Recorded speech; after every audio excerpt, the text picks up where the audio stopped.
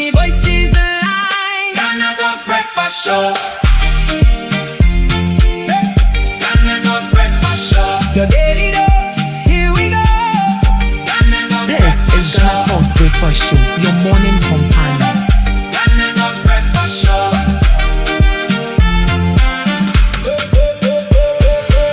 When you see cause on air, where the spark inside the flame, from the first light to the last mile. Stay with us so I. Good morning to you. It's a bright new morning, and you are welcome to the GhanaTalks breakfast show right here on GhanaTalks Radio. This is your morning companion, and you are welcome to the show. And right here, we bring you all the relevant stories making waves in the news, from business to politics, from sports to entertainment. We got you covered with the most relevant stories and informed perspectives on issues that matter to you every morning right here on the show. Remember that this is your favorite online radio station. You're streaming live on Facebook at GhanaTalks Radio TV, on YouTube at GhanaTalks Radio, and also on X at GhanaTalks Radio. Do well to join us this morning. Let's get interactive right here on the show. My name is Ruth Esenam Fiegbedu, and this morning I'll be serving you breakfast with Miss Regina Bless and Miss Debbie Adoso. Good morning to you, ladies, and you're welcome to the GhanaTalks breakfast show. Good morning. Hope all is well. By grace. How was the weekend? Stressful, restful? It was okay. It was okay by our end. Miss Debbie, how was your weekend? It was great. It was great. Are you sad because the FIFA is over? Because I saw that you had a new love for football, and all too soon FIFA is over. Yeah. And we saw that yesterday Spain won. It was 1-0. yes. The Yesterday game was so tight. very, very tough. Was very tough, and we saw the likes of the goats, Messi. 2 goats. No, the goat is Messi. Yeah. Then we have the upcoming goat, which is Yamin. Yamin, right. And so we saw him crying. That means that he's not going to add this particular achievement to his records. It's sad. And this is actually the last time he's playing. Anna, producer, it's actually the last time Messi is playing. Oh, my baddest. My papa say break when you're 40 years old, but I say what's our boy to know. Oh, don't worry. More goes ahead. Miss Regina, are you happy Spain won? Yeah. And now for you there, anyone goes for you. Right, let's get into the news items for this morning. Ex-NAFCO CEO petitions AG, alleges persecution and demands return of seized property. Former National Food Buffer Stock Company Chief Executive Officer Hanan Abdul Wahab has petitioned the Attorney General and Minister for Justice, Dr. Dominic Ayeni, accusing the Attorney General's Office, the Economic and Organized Crime Office, and the Bureau of National Investigations (BNI) of harassment, unlawful detentions, and violating his constitutional rights. In the petition, Mr. Abdul Wahab insists he is innocent and says he is prepared to face a fair trial to clear his name. However, he claims the state has repeatedly failed to respect due process since his prosecution began. He alleged that after his first arrest in June 2025, he was held for more than 2 weeks under what he described as excessive bail conditions. He also claims the Attorney General publicly commented on his case before formal charges were filed, which he believes undermine his right to be presumed innocent. According to him, although the earlier charges against him were withdrawn, he was immediately rearrested by Yoko officers after leaving court and later charged again. Mr. Abdul Wahab further claims that despite receiving court approval to travel to the United States for medical treatment, he was arrested at the airport before boarding his flight and detained for 4 days without being formally charged. He has denied allegations that he attempted to withdraw money from a frozen bank account, saying no evidence has been presented to support that claim. The former NAFCO CEO is also demanding the return of his passports, mobile phones, and 6,700 euros, which he says was borrowed to cover his travel and medical expenses. He further alleged that his phones were accessed without lawful authorization while in the custody of security agencies. In his petition, he is asking the Attorney General to ensure that his constitutional rights are respected, stop what he described as continued harassment, and direct the return of his personal belongings. The petition has also been copied to the Chief Justice. So this is a new development on the case of NAFCO CEO Mr. Abdul Wahab. This time around, he is suing almost all the security agencies, which includes the Attorney General's Office, IOCO, and also BNI, for harassment and unlawful detention and violating his constitutional rights. And he is also demanding for the return of 6,700 Ghana cedis, of which he said he borrowed for his trip and also for his medical expenses. Ms. Debbie, what do you make of the new development? Do you think that his constitutional rights was being infringed on? Let me start from here. All the security agencies who partake in the arrest of an accused person all have a process or a procedure they follow in arresting an accused person. So if after the trial, even before the trial, the accused persons still have the right to sue these agencies. I'm saying this because on May 5th, the trial and the charges leveled against him were withdrawn. So if those charges were withdrawn, then it means that he still have the he still have the grounds to sue these people, and that is because the law states so.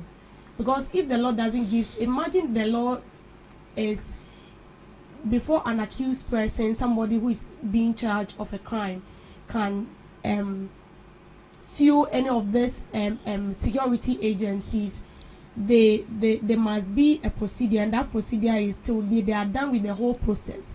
But if the law doesn't state that, and the law states that in the midst of the process, this person, if the person feels like, his right is being infringed on, they still have the right to go ahead and sue the security agencies. Then, sorry, there is nothing wrong with that. But for me, it's kind of look some way with this whole issue of Abdul Wahab's case. And this is not the first time we are seeing such a case. There are instances where someone is being accused of a crime, and then it ends up backfiring. And then you will see this same person suing this same agency that have leveled these charges against him or her. We've seen the case of the OSP as well. I think the OSP with the issue relating to Ken Oforiatta with the procurement, something procurement. Was it SML? SML, yes, where SML came back to, they fired back at OSP, and they said during the investigation or the process of inspecting their offices, the OSP end up, the office of the OSP ends up taking computers and things that belongs to them. Or whether that is true or not, I'm sure there will still be investigation towards that. So it is quite relatable to this issue. Mr. Wahab is saying that they've frozen his account, right? And then he's also saying that you people have taken steps that you are not supposed to take. And in a way, he feels like you are infringing on his rights. And everybody is also entitled to voice out if your right is being infringed upon. And that is if you have money. Ghana here, when you have money and you're an accused person, you can still sue the person who is suing you in court. And it will still make sense. It will make sense because we believe that the law allows that. We believe the law allows that. Ms. Regina, in a statement I also read, he says that the Attorney General generally publicly commented on his case before formal charges were being filed, which he believes undermine his right to be presumed innocent. I think before he was even charged, during the public accounts during the government accountability series, we saw the Attorney General coming out to mention the number of cases that he had on his decks, and I think Mr. Wahab's case was equally part of it. And this time around, he's petitioning the AG that you publicly commented on my case before I was being charged, the right to be presumed innocent. What's your thoughts on that? So, one thing I've realized about, should I say, Ghanaians as whole, or some of these legal practitioners, as most of these people, should I use the word, they already crucify, or they crucify their people before they charge these people formally. So we've seen instances with some of the OSP cases. Sometimes the OSP, Attorney General, Deputy Attorney General, and even during this account series, they already prosecute them with their mouth before Yeah. And the moment we also hear it, the public has already judged that person. Yeah. Now it becomes difficult. That is where sometimes we have trust trust issues when it comes to this judicial system. Yeah. Because you've already come out to tell us that this is what this person has done, and we've already picked it up and we've judged upon it. We've already criticized him, but we are just your friend is saying informal public courts. That is what I would call us. So at the end of the day, where we get the trust issues is where at the end of the day, when they go to court and the person is presumed innocent, then we start saying, say, probably the person has settled the courts to presume him innocent, but not truly he's innocent. So why not take your time, gather your facts, gather your evidence, and formally go to court and have a case. When you have a case, then you come out to tell us, oh, this person is being accused for this, and the issue is in court. We are still on it. Your friend is saying, on time. Oh, once in a while, when you are giving updates, there's nothing wrong with it. But you yourself, as a legal practitioner, you've already seen the person, that the person is already guilty. It's already guilty. And they said, says someone cannot be proven guilty until a competent court of jurisdiction proves him guilty. Yeah. But we've already proven him guilty, together with the people who went to how many years of law school. They themselves look at us and are saying they are not really understanding the law. Because you have to make sure, so you take your case there, and at the end of the day, if your case has sense, if your case is valid, if your case has a point, then you proceed. So with these people, sometimes I understand them. At the end of the day, when they are suing all these institutions, I understand them. It's just like defamation. If you're accusing me of something, and I know perfectly well, so what you're accusing me of is not true, and you've not even gone to the right institution to look for a case, or to get a case there, and you're just going about spreading my name, at the end of the day, I'll sue you. So the Attorney General, OSP, should also learn from it. And all the with this one, OSP is not involved. Is yes, the but Iyoko OSP also can. Anytime OSP has a case, in fact, not a case, anytime he thinks someone is guilty, he comes out to brief us. Okay, so you are all right. So general, Yeah. he should also learn from it. All the legal practitioners, they should learn from it. They should learn from it. So we'll hear from the courts, and I think we'll also hear from the Chief Justice as well, since the Chief Justice has also been copied to this particular petition that has been submitted by Mr. Abdul Wahab.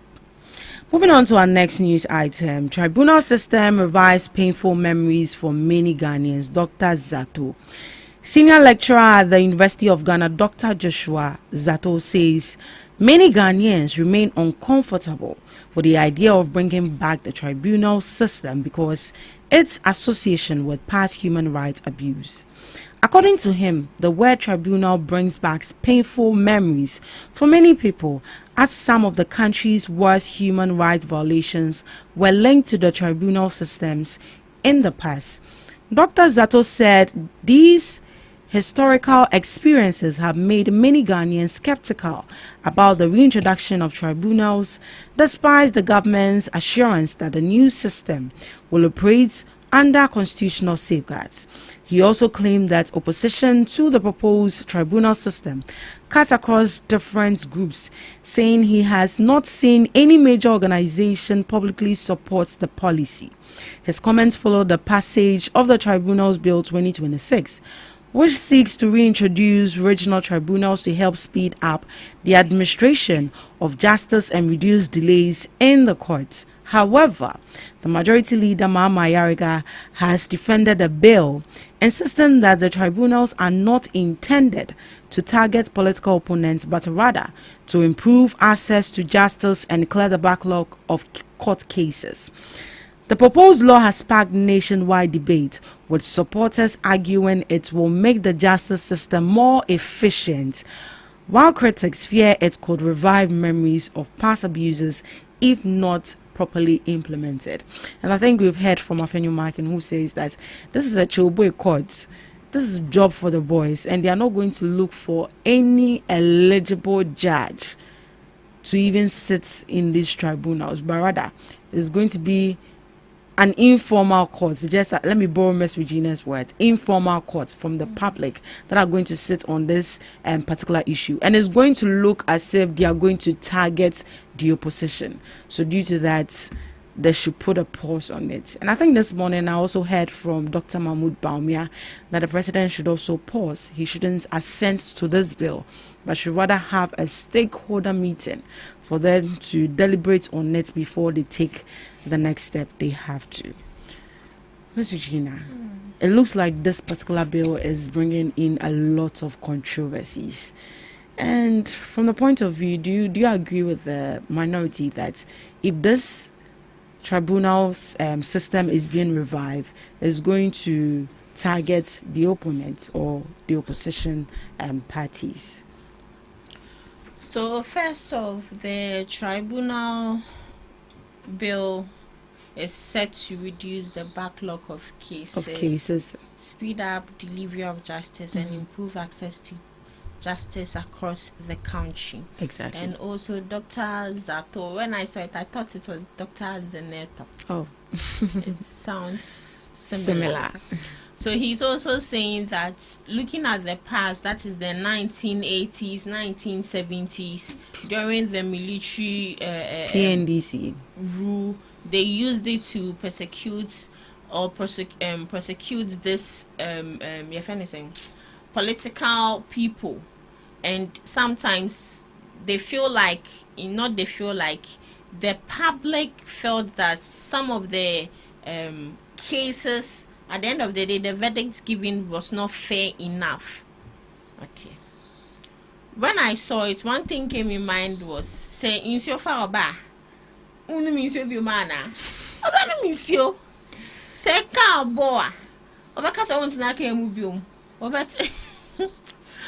na ka emu. When you accidents cry, you can't say you're not sitting. Even if you walk, ka bit mabo. What's so befa ewiemu shen kampunya accidents. So I think in as much as they are all having their differences on this issue, let's focus on the positive aspect. That is to reduce most of this backlog in our courts, and also make sure that everyone gets a free and fair trial. Now my issue is, you know that this is the disadvantage of it. What are you doing about it? One thing we always say is, don't contribute to the problems, but rather be a part of the solution. So bring up solutions that would make this tribunal bill free and fair. That will make this tribunal bill at the end of the day not politically targeted to some people. Akoya say, omuni no mpeso omudi bonita so musuro. So at the end of the day, if this bill is consented to, they would, some of the, as they are saying, the boys and the your form say party, they will target them. But we shouldn't, if you are saying that we are only targeting or we are only focusing on the political people, then what does it mean? The bill is not passed for this NDC and NPP. It will be passed for everyone, the public. So that then at the end of the day, we would all have access to it. So me, I don't understand though. You just do not buy into what the minority is saying. See, everything has its disadvantage. But let's look at the positive Exactly. aspects of it as well.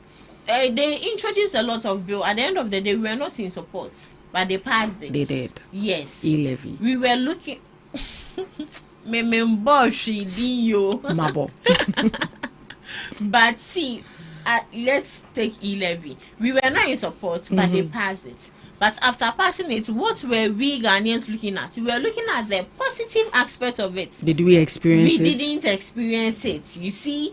So they should relax. Everything has its positive and negative aspect of it. With this third term presidential thing they are saying, it has its positive and it has its negative. Even if you are eating food, it has positive and negative. When with the positive aspect, negative aspect, it's negative aspects. Right. Thank you so much, Miss Regina. I mean, I say Oh, I thought you were done. My bad. I'm Sorry. I'm done talking. Miss Debbie. What would you say to the minority and their fears? I don't know why they are scared, but then I feel this tribunal bill that has been sent to Parliament is for our own good. That is how I see it, because a lot of cases have piled up in the High Court and the Supreme Court, and we are the same people that keeps complaining every day. You see, people are gradually losing trust in our judicial system. So I feel like with this tribunal bill, if it is being passed, it means smaller cases, issues that can be dealt with within your vicinity, that doesn't need to travel all the way to Accra. It doesn't need to travel all the way to the High Court or the Supreme Court. Exactly. It can be solved right where you are. And it makes the work so easy. Now we keep establishing court for every little case. They say they want to establish court for Galamsey. They want to establish court for corruption as well.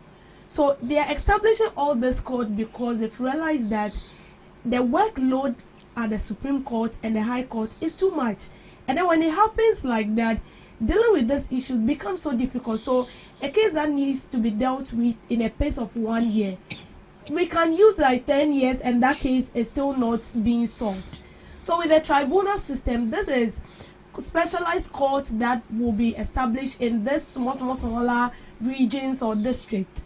The more reason why these people are, I don't know why they are scared, but then I feel like when you do the right thing, you shouldn't be scared. You shouldn't be scared. These are people that will be taken or recruited to work within this tribunal system.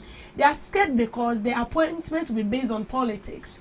Whoever will be there, it's just like President Mahama have even appointed 3 new judges. So it's like that. They are scared because every government that comes on board, you have to change and bring in your people. So then it means that if a government comes on board and then they appoint people based on politics, and then there is a case that is being sent there, imagine it is the NDC that is in power.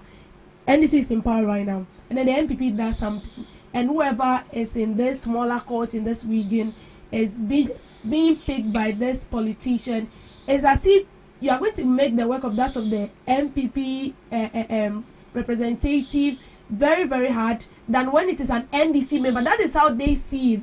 That is not what I'm saying, but that is how they see that it's going to be based on politics.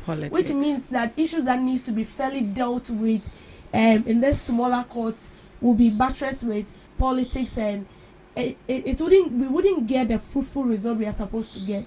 I don't know why they are scared, but they have their own reasons. Yeah, they have their own reasons. On this particular topic, we'll be looking deep into it during the second segment, so make sure that you stay with us. Now, moving on to our last news item. There's a new development on the case of the xenophobic attack happening in South Africa, and this time around on the Facebook page of our Foreign Affairs Minister Samuel Okudzeto-Ablakwa. He says that the ECOWAS Council of Ministers has officially supported Ghana's petition to the African Union, AU, on xenophobia, and also endorsed their current next steps commitment on reparatory justice. Mr. Ablakwa made the announcement in a Facebook post while attending meetings of the ECOWAS Council of Ministers in Sierra Leone ahead of the ECOWAS Heads of State Summit. According to him, the support from ECOWAS shows growing regional backing for Ghana's effort to promote tolerance, unity, justice, and the protection of human dignity across Africa. The Foreign Affairs Minister said Ghana remains committed to advancing policies that strengthen African unity and combat discrimination and xenophobia on the continent. He added that the country will continue to pursue the vision of Osagyefo Dr. Kwame Nkrumah of a united, peaceful and prosperous Africa. Mr. Ablakwa is part of Ghana's delegation participating in the ECOWAS meeting, where leaders are expected to discuss key political, economic and security issues affecting West Africa.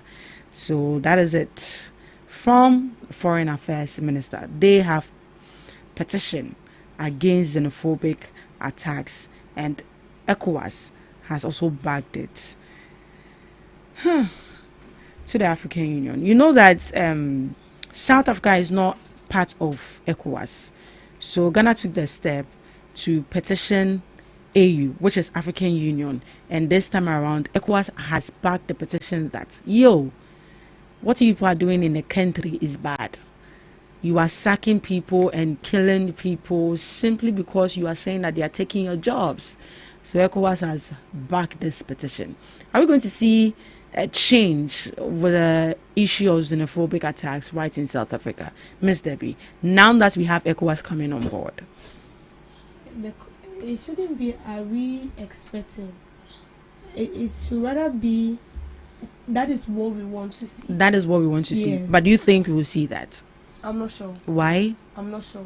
Because the president of South Africa still doesn't see the reason why Ghana is acting the way we did. They said we overreacted. So in the previous week, he said they'll be sending envoys to Ghana, and then they'll have some communication with the government, and so Ghana can help them go around other countries to seek support of other African countries. And there was another statement where he said he doesn't understand why Ghana keeps forming this tag on South African that they are bad people. They are now bad people because they want to protest for what is there. So unless they are being forced to do the right thing, it's just like you trying to change an adult. He has known, he or she is used to doing something using the left hand. He has done that from childhood till he or she is grown. And then you want to change it. It will be very, very difficult. Very difficult. Unless you apply force. So that is what is going to happen. Unless force is being applied, I'm not sure South Africa is going to change conform to this new rules. It's not going to work. They feel like they own the country, and that is what what they want to do is what they will do. And don't forget that South Africa is the leading African country when it comes to African countries that have the much resources when it has to do with money. South Africa is leading. So it should tell you that they have that in mind as well. So they see themselves as the bosses. So for you to tell these people to do the right thing, force needs to be applied, because a person will not change unless they accept the fact that they've wronged. They've accept the fact that the realization yes. that they have. But wrong. if they've not realized that, forget it. Whatever measure you're putting in place, you're just wasting your time. So we just hope for the best that now that ECOWAS is backing Ghana, backing the petition. We hope that at the end of the day, we'll get to hear good news. At the end of the day, we'll get to hear good news. And also get compensated. And get compensated. Exactly. But I think last week we saw them bringing the body of the gentleman that was shot. It was so sad. He was supposed to come alive, but he came in a box. Miss Regina. So when it comes to South Africans, I don't know.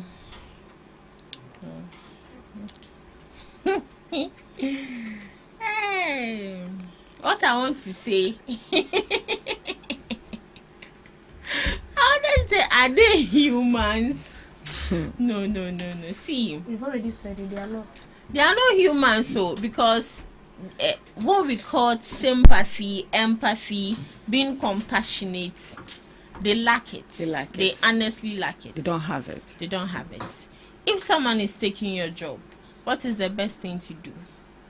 Is to have a communication with them, a formal communication. That is why in every country we have a representative. When we go to Nigeria, there's a Ghana embassy there, and there's someone in charge of it who is a communicator for everyone. When you go to other countries, you have Ghana embassy there. When you go to another Ghana embassy, Ghana embassy. Yeah. When you go to another So we country, have ambassadors in other countries. Yeah. ambassador, that is the word. So if you are having an issue, the best thing to do is to communicate with them, and they will take the right step. You don't put laws into your own hands and start killing people. Was it Thursday, either Thursday or Friday, when the news of this guy, of him returning to Ghana in a casket, I was really heartbroken. So sad. Like, you are supposed to just say, partner play without. What was he doing there when they said they should come? Oh, my dear. See, even But they are even sacking that- people even with legal documents. Yeah. They are all in the name said they are taking their jobs. And the same people in that country are complaining that people are not purchasing they are not patronizing their businesses because everyone is scared to come out. Men are shooting me. And even they see the number of people that left the country. Look at that. Who will come and patronize you? And this week, the government is saying that 900 people will be repatriated into the Again. country. Look at that. Look at the number of people leaving. Everybody should come. Imagine Ghana here. It is only Ghanaians buying your products. Ghana for they be omunto. Yeah. Because me got each and every day. You need different people, different indigenous people to come and purchase you. And now the jobs that they are claiming that they are taking the jobs, now they've left. They should now work. Work now to acquire a problem. So South Africa, in fact, they should even be blacklisted from the names of The African countries. But do you think that with now having ECOWAS backing the petition, we are going to see them, on grounds? See, those South Africans people, they are like goats, strong-headed. I don't think they would cooperate. I don't think so. I don't trust them. You don't trust them. You don't trust them. Even say, omo president impo, ete ho The president is even meeting with the protesters, the lead of and the taking pictures. and taking pictures. So it's kind of scary. Anyway, they have the right to protest, but the way they do it should be conducted. Yeah, the way they do it should And the be police conducted. officers are just standing there doing nothing about it. I think the people are even armed than the police officers. So why should So the how dare you? protester in the first place be armed? Yeah, so how dare you even come They'll closer? shoot you. So that is it. Now that we have ECOWAS backing the petition of xenophobic attack, we are hoping that AU is going to take a step for us to see a change in this whole xenophobic attacks happening in South Africa. Thank you so much for joining us on the news review. Up next, we have Today in History with Miss Regina Bless.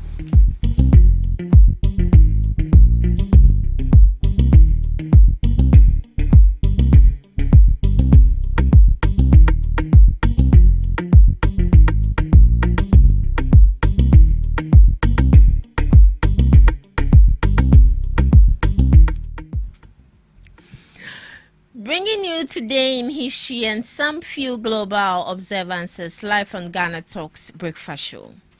1969 on this day, Neil Armstrong walks on moon. As part of the NASA Apollo 2 mission, he was the first person in history to set foot on the lunar surface. 1948, President Truman issues peacetime drafts. President Harry S. Truman instituted the peacetime draft by signing the Selective Service Act of 1948, requiring American men aged 19 to 26 to register. 2012, Aurora shooting leaves 12 dead and 70 wounded. When a gunman opened fire inside the Century 16 movie theater in Aurora, Colorado, during a midnight screening of The Dark Knight Rises, the tragic event left 12 people dead and 70 others wounded. 1984, a serial killing couple is apprehended. Serial killing couple Alton Coleman and Deborah Brown were captured in Evanston, Illinois, ending a violent 2-month crime spree. To some few global observances, today, as I said, is Moon Day, to commemorate the first human landing on the moon. It marks the historic 1969 Apollo 11 mission, celebrates global space achievements, and promotes sustainable lunar exploration. We also have World Jump Day, created to raise climate change awareness and encourage active play. It features synchronized jumping, special event and community participation. Lastly, Nap Day, created to help people recover from losing an hour of sleep, recovers lost time. It helps the body adjust after clocks spring forward. It also boosts energy, restores alertness and physical energy quickly. It also improves mood, lowers stress and lifts your spirits, and also it sharpens focus, enhances memory, learning and daily job performance. So today is nap day. If you are at work and you are feeling sleepy, my dear, take a nap.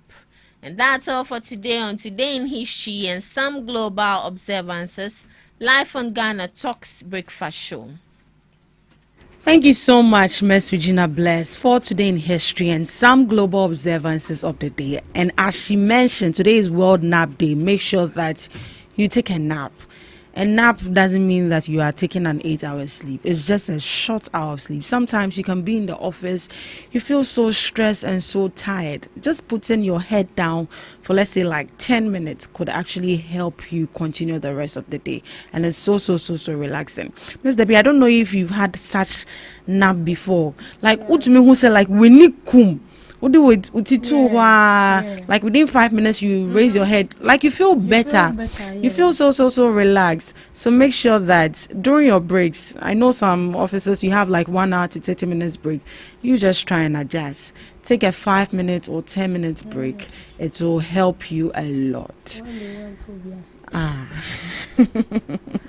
Up next we have Debbie's Grill. Welcome to Debbie's Grill, where we talk about issues that matter to the state, void of politics, fear or favor.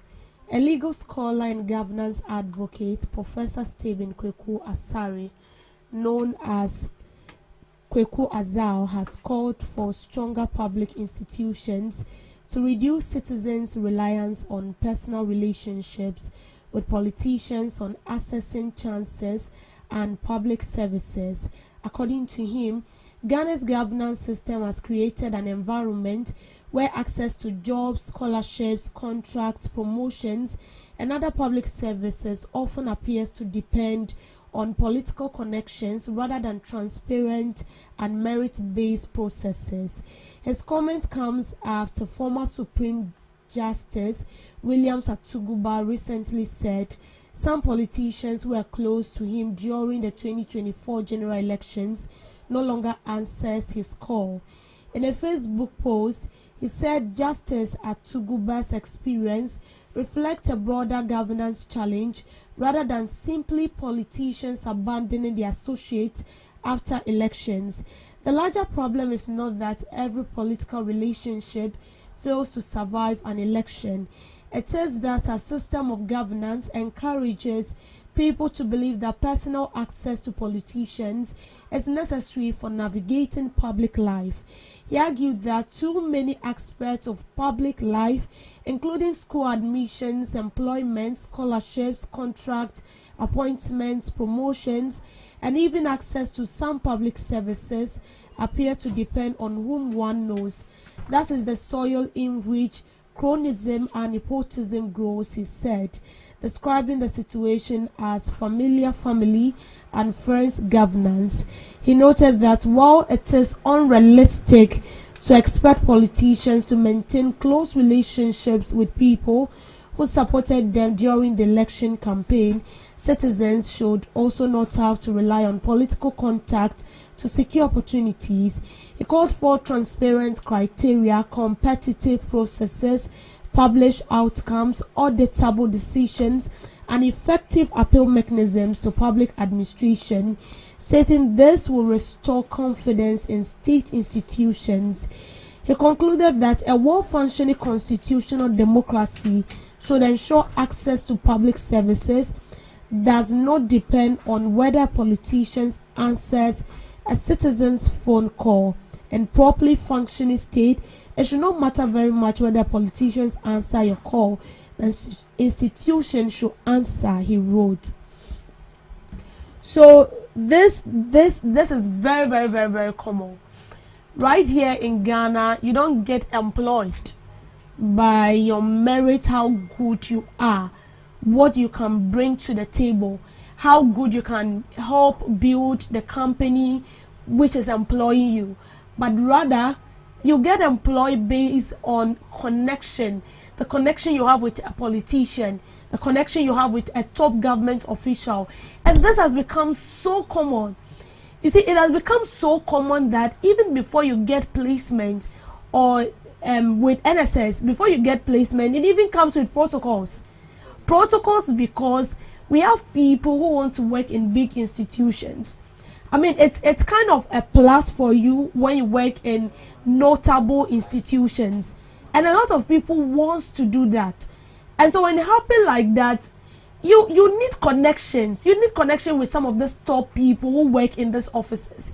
If you don't have the connections, it's cost 90 log 1. You will need to pay a sum of money before you will be given that access. And when it happens like that, a lot of people do not get employed based on their capability. And that is why sometimes you walk into some offices and then you see people and you ask yourself, like, was he being forced? You ask yourself whether this particular person is really due for this job. Because what they put across, how they even carry themselves, a lot of questions comes in mind. And you see, because of that, even the upcoming ones want to get connected to a politician because they feel like, when I get myself connected to this kind of this particular politician, it will make it so easy for me. And that is it. That is because we've allowed it like that. And you see, it becomes a whole lot of challenge when people support you and then at the end of the day you don't get it. So we've seen we've seen instances where a lot of people make short video on social media. I don't know whether you've came across one where you see people saying, during the campaign season, we're standing on ground, we're helping you, we're running all the errands, and after you gain power, you've left us behind. There is this particular notion that whilst I'm running errands for you, and a Pekin will say, you need to compensate me. And that compensation might be a job offer. And because youth of nowadays have realized that, they walk through that particular path. Because they've realized that with the certificate, you wouldn't get employed. And it's common. We have uncountable graduates around. They are very intelligent. Very, very intelligent. You could tell from the way they talk, from the way they act. You could tell that if this particular person is being given the opportunity, they would deliver on the work. They would do so well, but they are not going to give you that chance. They are not going to give you that chance because you don't have someone who you don't have a person who is going to connect you. The connection is not there. So it makes it so difficult. Even with common attachment, I'm telling you, a lot of things is going on in this country. Attachment. If you don't know anyone, it becomes so difficult. You have to maneuver your way around. You have to know someone in that office. Either you are connected to the manager, you have access to the secretary, you have access to someone working in there, or you know of a colleague who has a connection with someone in that office. So you see the trend, and that is why we end up employing, we end up recruiting people who are not capable for the work, people who are not competent, people whose credibility is being tainted. And with this kind of people, how do you expect them to deliver? They are not going to deliver. They cannot even deliver on the work. Personally, I know before someone gets employed, there are interviews. You need to be interviewed. And sometimes people are even taken based on probation. Although they've taken you in, but there are still some sort of doubt. So the leaders in that particular office need to assess you and then comes to a final conclusion that this particular person is good for the work. This person can deliver. Then we hand over that particular mandate to you, but we don't do it. And it has made seeking employment here in Ghana very, very difficult. Employment now is based on whom you know. So we term it whom you know protocol. If you don't know anybody, then forget it. Even with schools, admission, you need to get connected to someone. And it is bad. It is bad. That is why we are suffering. That is why we end up recruiting people, as I said, people who are not competent. People who are not credible. They are not loyal. They are not punctual. You can even tell from the way they act. But no. And you see, the most surprising thing is, sometimes these people want to make a fool out of the youth. So this is what they will do. They'll give out the chance, or employment, come in, bring in your CV and all that. But let me be sincere with you. They've already taken the people that they want to employ. So even if they are taking in 20 people, they've already given slot to 15 people. And that is why sometimes even in your constituency, the government will be like, oh, they've opened the portal for recruitment for this particular position, for this particular office, for this particular institution. And then they'll give out the slot. Maybe in the Upper East region will have like 100 slots. The Volta region will have like 200 slots. Greater Accra will have like 50 slots. And by the time you go in for that slot, they've already shared it to the people they know. So by the time you get in, protocol are serving crofo bro. You are just wasting your time and your money. They will interview you, they will take your number, and then they'll tell you that you will hear from us, and it ends there. And you see, that is why now people who realize that they don't have connections, they've resorted to praying, because you know that so if you don't resort to praying, it makes it so difficult.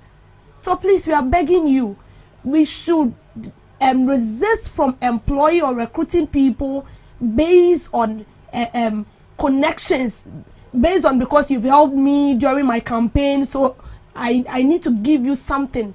I need to compensate you. No. We need to employ people based on their competence, based on their capability, not on merit or not on political connection. Because when it happens like that, we are rather destroying the country than building. Thank you for making time with me on Debbie's Grill. Thank you so much for making time with us on the first segment of the Ghana Talks Breakfast Show.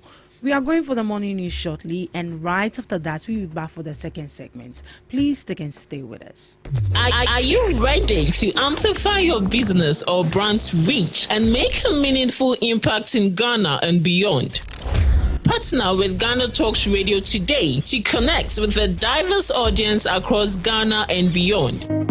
Elevate your brand through on-air promotions and social media. Boost your brand during prime time. With Ghana Talks Radio, you can extend your reach across digital platforms. Ghana Talks Radio is not just a station, it is a community hub where your brand becomes part of the conversation. Join us in fostering connections, celebrating culture, and making a lasting impression. For customized sponsorship packages and enquiries, email contact@GhanaTalksRadio.com or call +233 202 544614. Ghana Talks Radio, giving the youth a voice. What do you want for breakfast? How do you want your breakfast? English breakfast, French fries, Koko Nikosi, alo komi kesheto. wache. Well, Gobe is the real deal. Join us on Ghana Talks Radio. Let's serve you a buffet of breakfast. From news headlines review, current affairs to social issues. Entertainment, sports, and all the trending stories live on our mobile app and across all socials from Monday to Friday, 7 a.m. to 10 a.m. With me, Pakwesi Omare. Regina Bless. Deborah Adoso. And I am Esinal Fiagbedu. This is Ghana Talks Breakfast Show. We bring you local news, business news, international, sports, and entertainment news. Right here on GTR.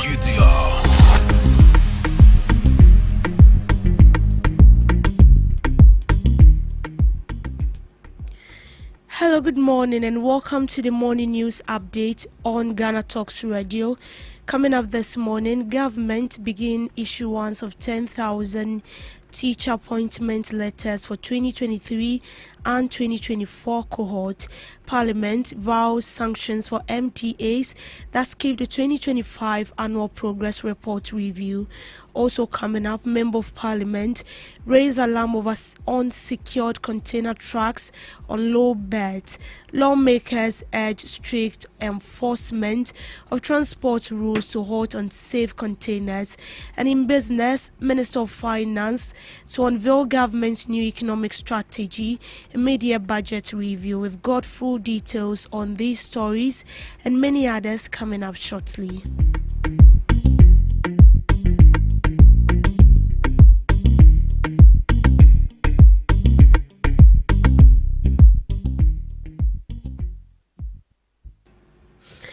The recruitment is in the fulfillment of President John Dramani Mahama's pledge to clear teacher employment backlog of 2023 and 2024 cohort. Speaking of the development, the Minister of Education, Haruna Idrisu, said successful applicants are expected to assume duty by January 2027. Posting will be based on identified vacancies and regional needs with priority given to underserved communities. Second good news is that we have started issuing out appointment letters this week for the 7,000 to 10,000 teachers President Mahama pledge. Another cohort of the 2024-2023. The Chair of Parliament Economy and Development Committee has pledged strict accountability to ensure value for money. The assurance comes after the committee cautioned ministries, departments and agencies that fail to appear for the review to face sanctions. Speaking to the media, Mr. Eric Afu said Parliament said non-compliance from public institutions will result to assess of the implementation of government policies, programs and projects across sectors. The review is expected to begin in the coming weeks, with all MDAs expected to present reports on their 2025 achievement. In other news, members of Parliament have raised concern over the transportation of cargo in containers on low-bed trailers without proper securing. The lawmakers noted with alarm how haulage trucks move containers on major highways without adequate safety checks. Parliament calls on DVLA, the Motor Traffic and Transport Department of the Ghana Police Service and the Highway Authority to intensify enforcement of existing road traffic and transport regulations. In other news, Vice President for Academic City University urged Ghana to adopt a long-term national development vision that moves beyond political party circles. Speaking at the Public Forum on National Development, Dr. Eric Agoja argued that Ghana's progress is hampered by short-term policy. His comments add to growing calls from civil society and the private sector for a national development charter that provides continuity in key development. Vice President of Imani Africa criticized prison sentence handed to Kamel Al-Hassan. Mr. Bento said the case raises questions of the year of prison sentence handed to Kamel Al-Hassan. He said the cases raise questions about free speech and the application of cyber laws in the country. Meanwhile, legal analysts and civil society groups remain divided, with some supporting enforcement of cyber laws while others caution against excessive penalties that could chill free expression. On business, Finance Minister is expected to unveil the government's much anticipated new economic policy when he presents the 2026 media budget review to Parliament on Thursday, July 23rd. The new policy agenda is expected to mark the government transition from economic stabilization to long-term growth while consolidating recent macroeconomic gains. Government sources says the framework will build on the fiscal reforms and economic recovery measures introduced by the President's administration. It will focus on sustainable job creation, high productivity, economic resilience, and inclusive growth. The minister is also expected to brief Parliament on Ghana's recently concluded IMF Extended Credit Facility program and the country's transition to the new policy coordination instrument. He is expected to outline the government's plan to maintain fiscal discipline and provide an assessment of the economy over the past year.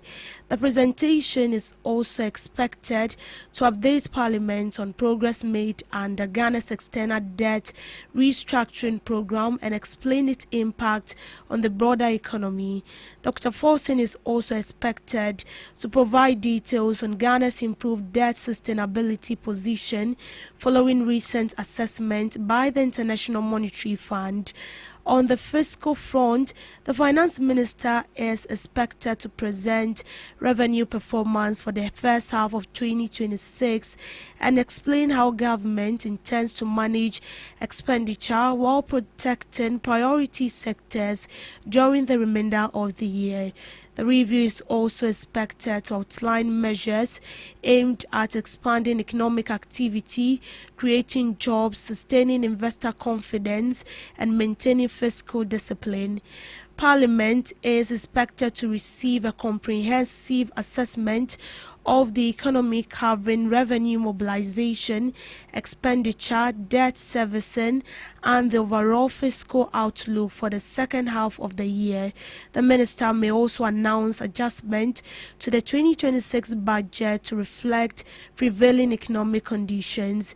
The media budget review is a statutory requirement under Section 28 of the Public Financial Management Act 2016 Act 921, which requires the finance minister to update Parliament on the implementation of the national budget and present the fiscal outlook of the year.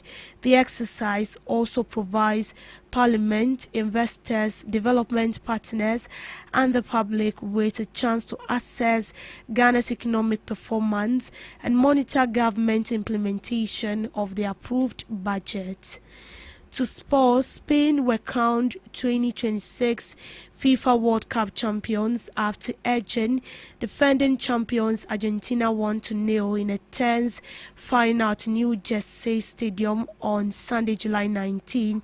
The match remained goalless after 90 minutes before the Ferran scored the decisive goal in extra time, giving Spain their second World Cup title and first since their triumph in 2010.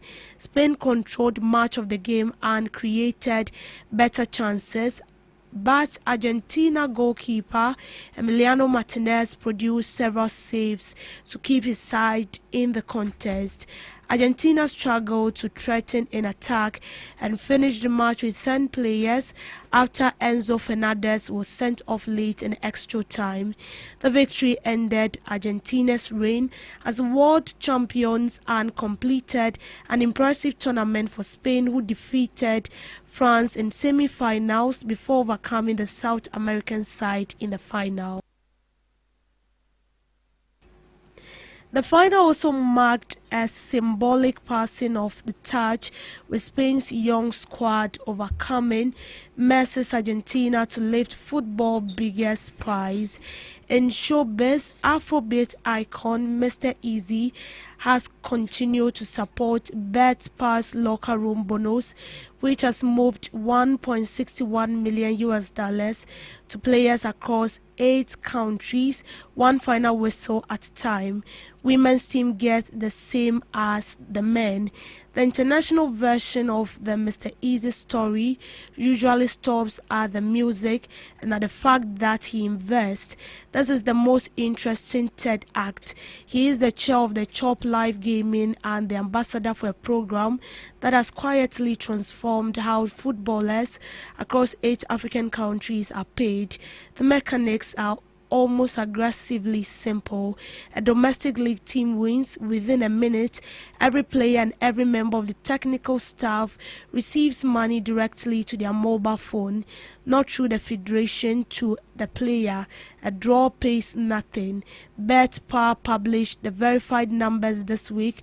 Over $1.65 million paid, 47,000 individual payments, 2,998 matches, 7,000 players, 387 clubs, and 8 countries. For an audience that has spent a decade being told African football problem is talent identification, the premise here is a useful corrective. The talent was never the problem, the plumbing was. The refusal in that line is the point that distinguishes this from the genre of celebrity-fronted African development that international audiences have learned to tune out. The equal pay element is where it stops being a payment story. Women's team receive the same per win bonus on men. There is no separate women's initiative, no dedicated campaign, and no ambassadorial pledge. The architecture belongs to Bet-Par founder, who has been consistent about what the program is about. Their position has always been this: to engineer question rather than a philanthropic one, build infrastructure that rewards result instead of bureaucracy, then let it run. The program is expanding into more leagues, market, and sports. To some international update, Brent oil prices rose 2% to more than $90 per barrel on Monday as escalating United States Iran hostilities in the Middle East restricted oil shipment through the Strait of Hormuz. Brent crude futures climbed $2.9 to 90.19, by 241, touching the highest since June 11, extending gains after rising 15.9% last week, its biggest weekly gain since April. United States West Texas Intermediate crude was at $84.20 per barrel, up to 1.71, the loftiest since June 12. Front month prices gained 15.5%, the largest weekly ascent since early March. The Middle East conflict escalated over the weekend, with the United States conducting a ninth straight night of attacks against Iran, while United States allies and Britain reported more Iranian strikes. The Islamic Revolutionary Guard Corps said on Monday that 2 oil tankers had exploded and been immobilized after attempting to transit what it described as unsafe southern route through the Strait of Hormuz, alleging they had been encouraged by the United States military to use the passage. Reuters could not immediately verify the incident. However, in recent days, both sides have taken aim at shipping traffic, with the United States stating it is enforcing a naval blockade on Iranian ports, and Iran stating it targeted vessels violating its rules on navigating the Strait of Hormuz, which usually handles 1/5 of global oil trade. A vessel was on far northwest of Qumzal, the United Kingdom of Maritime Trade Operations Agencies said early this morning. 4 vessels made the transit through the Strait of Hormuz on Sunday, down from 8 in the previous day. OSEC data showed at least 3 oil product tankers and 1 very large crude carrier have entered the strait since Friday to load oil, the data revealed. And that's it on the morning news update. Thank you so much for making time with us. Do well to log onto all streaming platforms at GhanaTalks Radio. For more news stories, I am Deborah Dawson. Do have a good morning.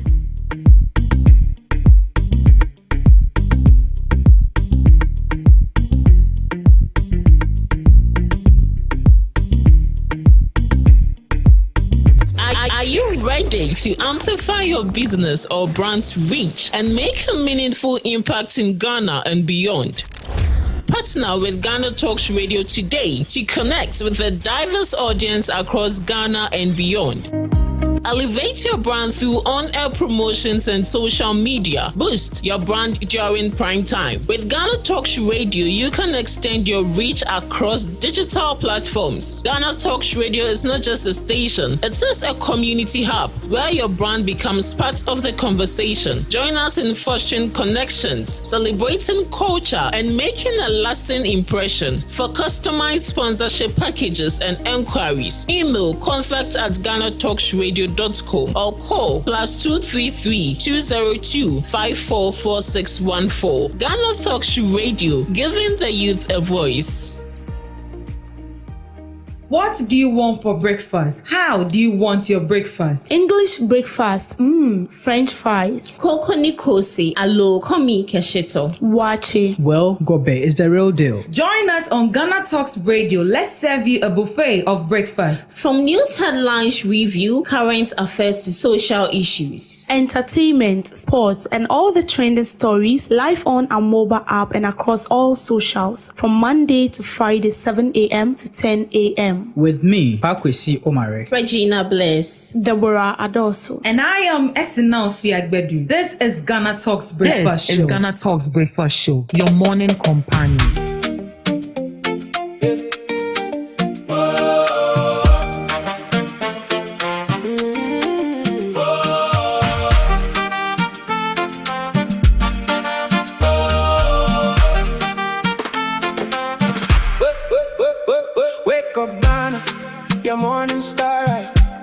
This is GhanaTalks Breakfast Show, your morning companion.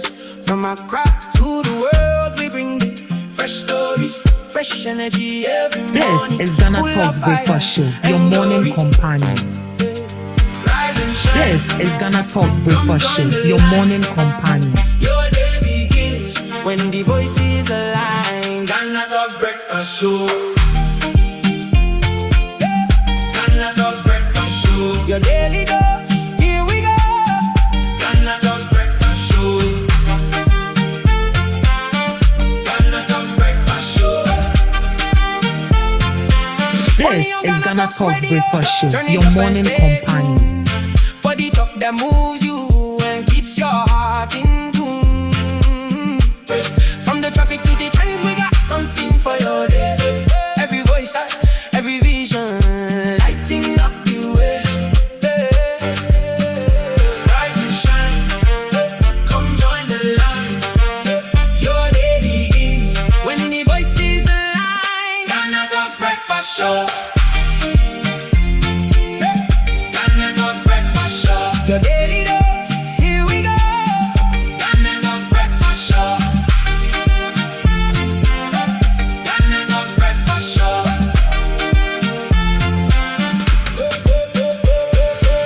When you see cause on it, This is Ghana Talks Breakfast Show, your morning companion. This is Ghana Talks Breakfast Show, your morning companion. You're tuning into your favorite online radio station, and I always preach about it that this is the only online radio station you can carry along wherever you go. All you need to do is just download the app on Google Play Store or Apple Store, Ghana Talks Radio, and you're good to go. Or if you have phone, you can join us on all of our social media platforms. We are streaming live on Facebook at Ghana Talks Radio TV, on YouTube at Ghana Talks Radio, and also on X at Ghana Talks Radio. Do all to join us this morning on the Ghana Talks Breakfast Show, whilst we get into the issues and bring to you relevant stories that matter to you every morning right here on the show.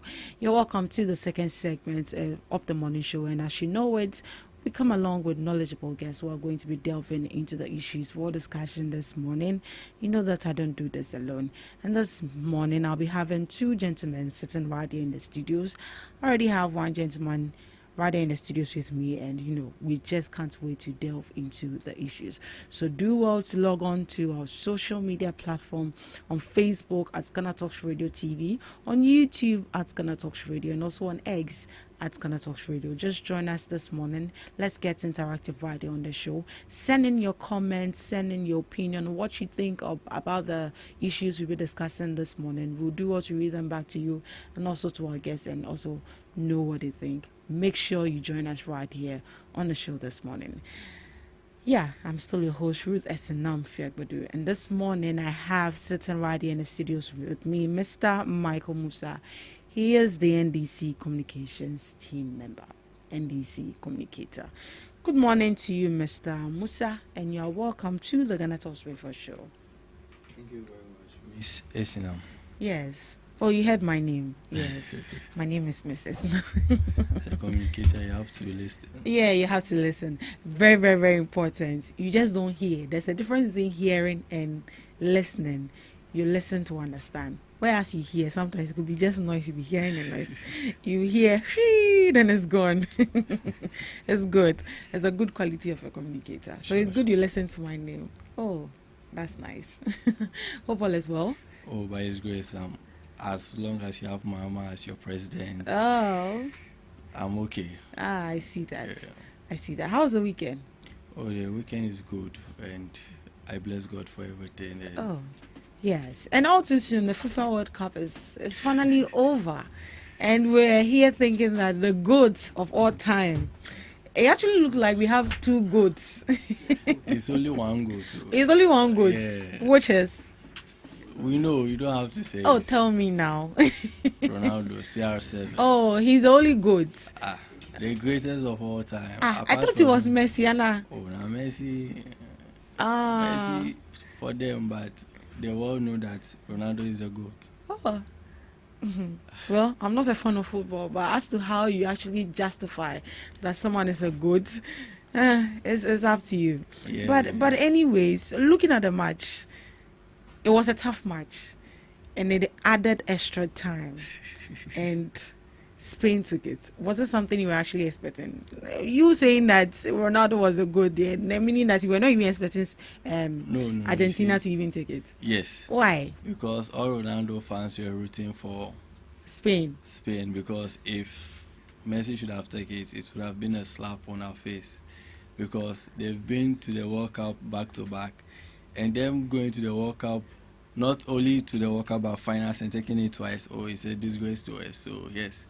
How is it a It's disgrace? a win-win, but loss. Are you not supposed to be supporting each other? No. And now he said in football, there you don't support each other. No. So you'd have paid you pan if Argentina would have taken the cup. Yes, it would have paid me. Like, I mean, I'm very sure that some people went on a bet on this particular match as well. Most Ronaldo fans were rooting for Spain. For Spain, yes. simply because Messi was part of Argentina. Yes, and like what I said, it should have been a slap. Whereas they went to finals back in 2022, they took it from France, and now 2026, they went to finals again. If they had taken it, oh, I see. So you're happy. Oh, very happy. So as you can see, I'm you're very happy. So did your predictions come, or you even predicted more than that? More than that, like So how many goals were you expecting Spain to give? Like 4. Hey, the last time was England and France, and I think England gave them 6-4. 6, and France also scored 4. Hey, they are footballers, so I tell you. And this time around, Spain was able to, score just good. 1. It's good for them. It was a tough game. It was. I didn't really watch it, but I was hearing the noise from the hall. My dad was giving. I was like, "Hey, this man, you're making noise. I'm sleeping." And my Arsenal players were there in Spain. I'm an Arsenal fan. Oh, okay. That's nice. And I said, "With the at all, I saw." You see, that's why everything's set for Yes. The FIFA World Cup is over, so now back to business. Business. So, if you are still in the football team, in the football mood, I beg you, please, it's over. Those that will take the cup have taken the cup. Come back to work, back to factory reset, and we are back to business. So I think for now, the betting will go on a break. We'll go on a breather, because unless there are other matches that we'll be playing. Right now, they're just playing friendlies, but the season will start in August. Yeah, it will start in August. I see that. But anyway, we Ghanaians, we are gearing up for AFCON, so please, people, be praying for us. All right, this is still the GhanaTalks Breakfast Show right here on GhanaTalks Radio. We're streaming live on Facebook at GhanaTalks Radio TV, on YouTube at GhanaTalks Radio, and also on X at GhanaTalks Radio. Do want to log on, send in your comments. Let's get interactive right here on the morning show. Yeah. So before we actually zoom into the main segments, we actually have something we call just by the way, just to get into this. This is actually a general issue happening. What the issue of Chairman Woon to me.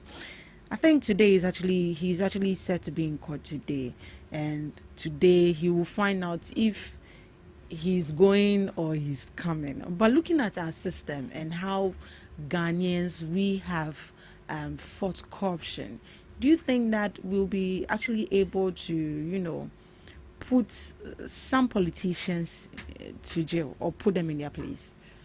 It's a general knowledge. Looking at the system, you've observed, we've had the likes of the NPP coming to power, we've had the likes of the NDC coming to power. We hear that, so and so Asimesi has looted this money, allegedly looted this money, and the government is investigating into the issue. But at the end of the day, we actually do not get to see the results of all those back and forth visiting of courts and whatsoever. And now it looks like Chema Woon to me has trapped Nachibela. It has fallen inside the soup. Do you think that we'll be bold enough as a country to jail our politicians? Well, as we know, they said, unless you are proven guilty in the court before you have been crowned or you have been given that sentence that you are guilty of what you've committed. But as long as it has not been proven, even if there's evidence, but the judge has to pass the final verdict. But looking at his case, just like the bill that was passed, the tribunal bill, if he's been taken to one of those tribunal courts, automatically he will go to jail. But if he's not taken to those tribunal courts, whereas to reduce the workload on the judiciary systems, then there will be an intervention for him. So you think that if he's being sent to the tribunals, it will be fast track, and then judgments will be given immediately, rather than taking it to the high courts and other courts that we have due to the backlog cases, of which it will be justice delivery will be delayed. That is what you think? Yes, please. So do you think that Chema Wuntumi will go to jail if he's found guilty? Of course. He will. Yes. Do you think we can be bold enough to jail, or it's not going to be a sort of like intimidation on the opposition, as they claim it to be? No. It won't be. It won't be. No. Ignorance of the law is of no excuse. It's of no excuse. He has to face what he's facing, and for their communicator, he's another issue too. So that one will get to him. And who is that communicator you're talking about? Is it Dennis? Dennis Miracle Sapwachi. Yes. Dennis Sapwachi. Yeah. It's another case on its own. Well, he said that he's not aware of any 55 million scandal. So as it stands now, we are waiting for Yoko. We are waiting for him to be arraigned before court for us to find out if indeed there's an alleged case like that or not. But we've heard from Dennis. He says that he doesn't have any hint nor any information about any 55 million irregularities when he was the executive secretary at IMMCOD. Well, Musa, yes, I think at this juncture you shared your 2 cents on the issue of Chema Wuntumi, of which in your submission you made mention that if he's found guilty, why not? But you still not answered me as to whether we are bold as a country to jail politicians. Of course. You think we? Yeah. You think we should be bold enough and take that That's move, why we have the and not to Constitution. cover their their misconduct and corruption. Because no one is above the law. Nobody is above the law. We have the 1992 Constitution, which governs us as a nation, and in every institution there are rules that govern you. So if, according to the Constitution, he's found wanting or guilty, he has to face the law. Yes. Right. What do you also think on the case of Chema Wuntumi? Do you think that Chema Wuntumi, if found guilty, can actually go to jail? Let me know what you also think. As it stands now, it hasn't been proven if he's guilty, so allegedly. But if he is, what is your expectation on the case of Chema Wuntumi? Let me know in the comment section. Right, at this juncture, we are going to be delving straight into our main topic for discussion this morning. And as part of that, what we will be looking at this morning is going to be Parliament passes Tribunals Bill 2026. So Parliament has passed the Tribunals Bill 2026 after the legislation went through its 3rd reading and received approval from lawmakers. The passage of the bill paves the way for reintroduction of tribunals under a revised legal framework designed to strengthen the administration of justice and improve access to legal remedies. The legislation will now be transmitted to the President John Dramani Mahama for his assent before it becomes a law. And during proceedings on Thursday, July 16, the Attorney General and Minister for Justice, Dr. Dominic Ayeni, moved for the bill to be read for the 3rd time, seeking approval from the Speaker to waiver the requirement for a 1-day interval between the consideration stage and 3rd reading. Following the 3rd reading, the House approved the bill, completing the parliamentary process required before it is sent to the President. Dr. Ayeni introduced the Tribunals Bill 2026 earlier this year, explaining that the proposed law was aimed at enhancing access to justice, addressing delays in the court system, and restoring tribunals with appropriate constitutional safeguards. The bill was subsequently referred to Parliament's Constitutional and Legal Affairs Committee and the Judicial Committee for detailed review before being brought back to the House for consideration. The passage of the bill marks a major step towards establishing the new tribunal system subject to presidential assent. So that is it. We saw that Dr.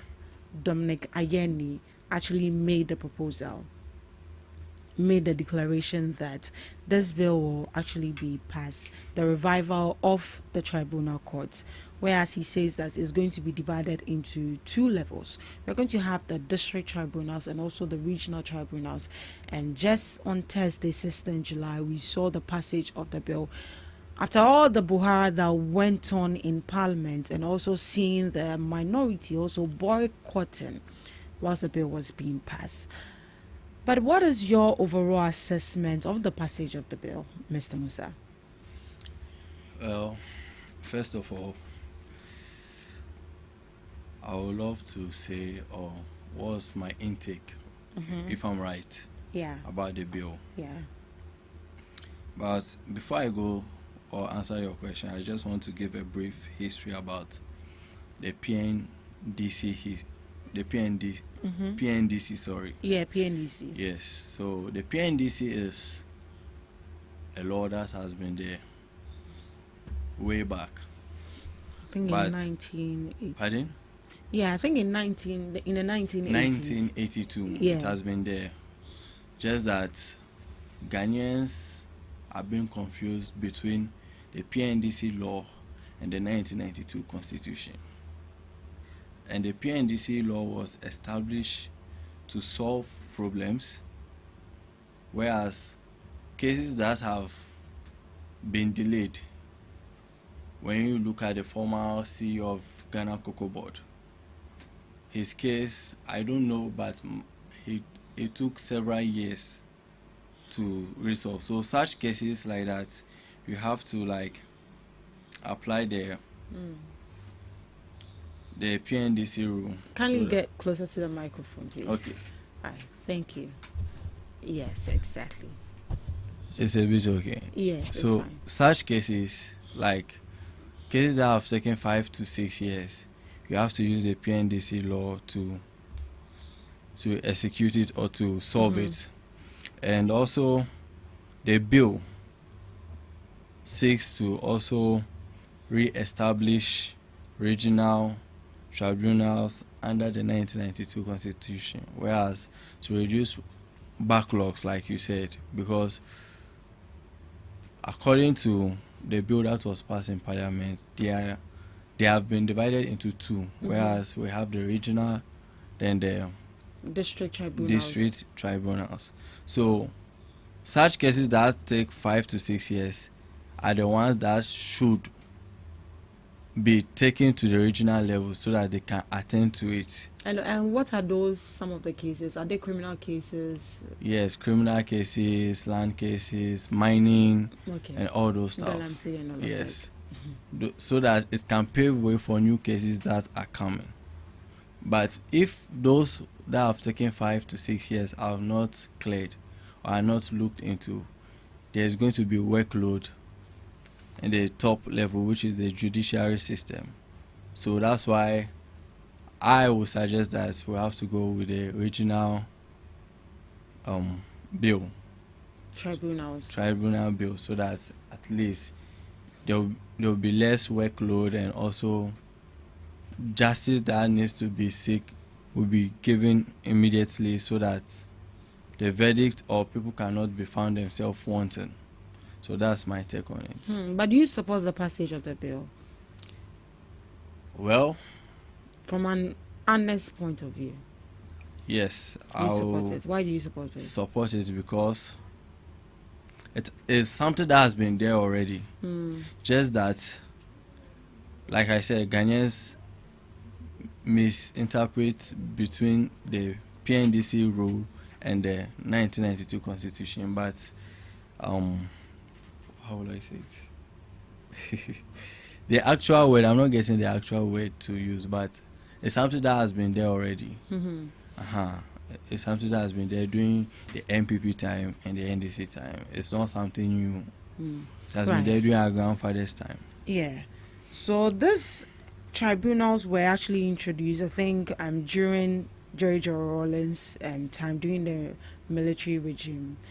And now it's been revived again. And looking at the past memories and what some people actually had to go through in the hands of the tribunals, and now it's been introduced again. We've heard from the minority that this is going to bring past memories to the people again. What do you think that as a country we should be doing right now in terms of involving the public in the whole of the passage of this bill? Because you mentioned that there's been a misconception between the PNDC the 1992 constitution. So what should we be doing now to the public to get it clear that, oh, this is actually different from what we had previously? What is the assurance we should give to the people? So the PNDC, during that time, we were under military rule.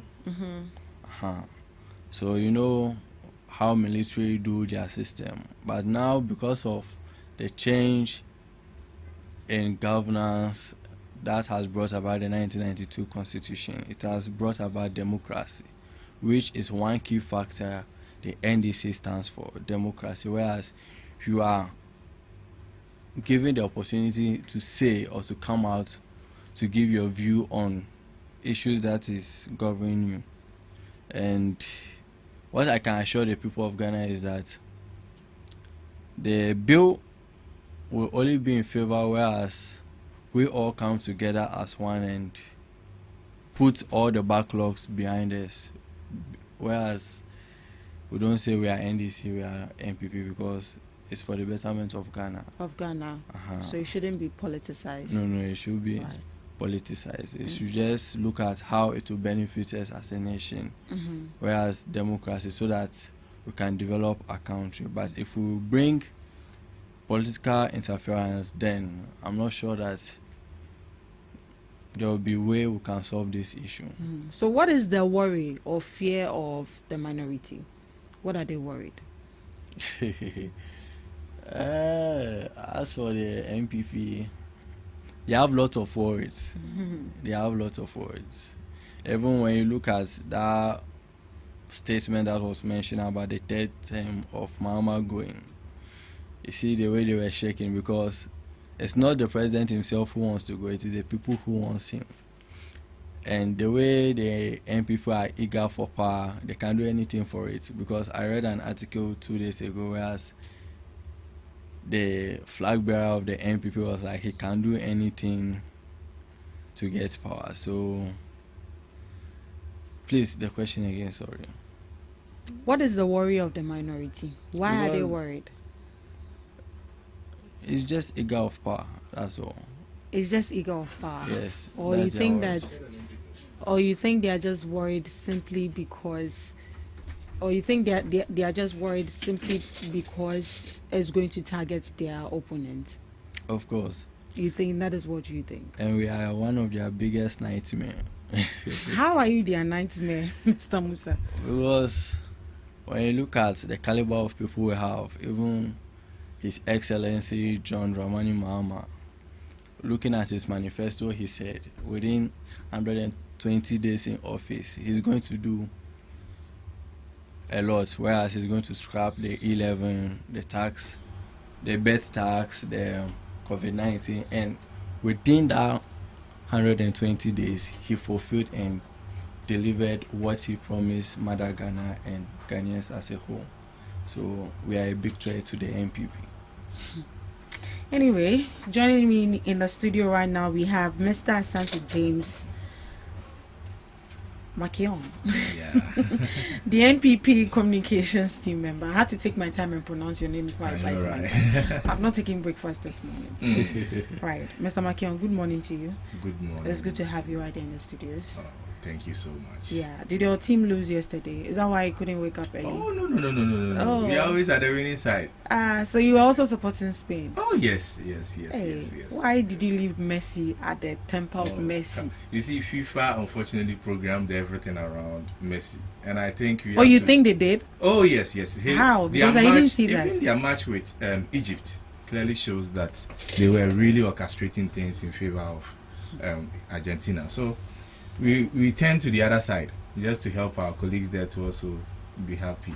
So you were happy that Argentina lost? I was very, very happy. Oh, okay, that's nice. Mr. Makian has said it all. He said he's happy. One thing about Argentina is that they behave like the NDC. How do they behave like the NDC? How are you relating this to the football? Yes. How? As a political personnel, when you sit behind TV, you see things beyond. The ordinary. So what did you see this time around? Oh, it was quite unfortunate when Messi was making attempts and it was not going through. Then he begins to believe. So who in the NDC is playing the role of Messi right now? That's His Excellency John Dramani Mahama. Really? So you think he's trying to save Ghanaians, but they go. By go. Yeah, my greetings to them, because if you talk much about them in the next 5 minutes, you'll be arrested. I was not here. Greetings to the That's very wrong. Go and tell people that that's very they should wrong. allow us to talk, okay? No. All right. We are in a democratic state, so everyone has the free will to say what they have to do. That's what you are talking about. I remember during your time, 2022, in Legon, a student, I posted that post in my Facebook page that a student just hold a placard and was like, I'm unemployed, and he was being arrested. Oh, really? Yes. And during that time, they were like, they are the party that practice democracy. But how will you do that? Just because of there is no evidence to back I can prove it to you. I can prove it. It's good to have you in the studios, and I'm happy that I've seen Mr. Musa very, the energy has come. He's about to cook you. Yeah. Oh, welcome, my brother. You're also welcome. It's good. All right. We are already into the issues of the of Parliament passing the tribunals. What is your overall assessment of the passage of the bill? You see, democracy is so interesting that sometimes we allow certain things to happen the way the ruling party wants it to happen. But it's quite unfortunate that they don't consider the future of Ghana into a lot of some of the decisions they make. Let's look at it from this angle. Looking at the trauma this particular bill has caused in the past, from the 1980s all the way to the 1990s, you could see that Ghanaians were not happy with this regional and district tribunal thing. The PNDC used it as a way of politically influencing decisions of the courts and ended up taking people's rights from them. It's really freed a lot of rights in this country. So you think it wasn't fair previously? Oh, yeah. Previously it was so bad. It was so bad that it was a political weapon. If the president or if the political party in power wants to do something against you, they strategically pass through the regional tribunal. And you know one sad thing about it? They just needed only one witness. You can do your research and see. They needed only one witness to just say this particular crime was committed, and that is it. They just pass it. Moreover, the judges at that time were all anonymous, meaning when we sit on a case, we do not know who sat on the case. We just pass it, and you are there. A lot of families are poor today because their great grandfathers who worked so hard and were financially stable to protect the future of that particular family were taking away their wealth and their properties through this particular tribunal thing. His Excellency the former President Akufo-Addo, when he was the Attorney General in 2002, decided to, in a way, enactment of amendment of a constitution or an article under a constitution is a bit difficult. So he created an act that could protect this whole tribunal thing, so that the ordinary Ghanaian will not fall on the tribunal to make decisions. Now let's look at who and which people constitute the tribunal. It's one legal person, either a lawyer or a judge, plus two ordinary people. And I ask myself that question, that if, imagine we pick people from the streets, and we let these two people join a legal person to make decision on economic issues, on criminal issues, how sure are we that those two people will not be even politically choose? Number two, how sure are we that those people are legally inclined to assist with these particular procedures?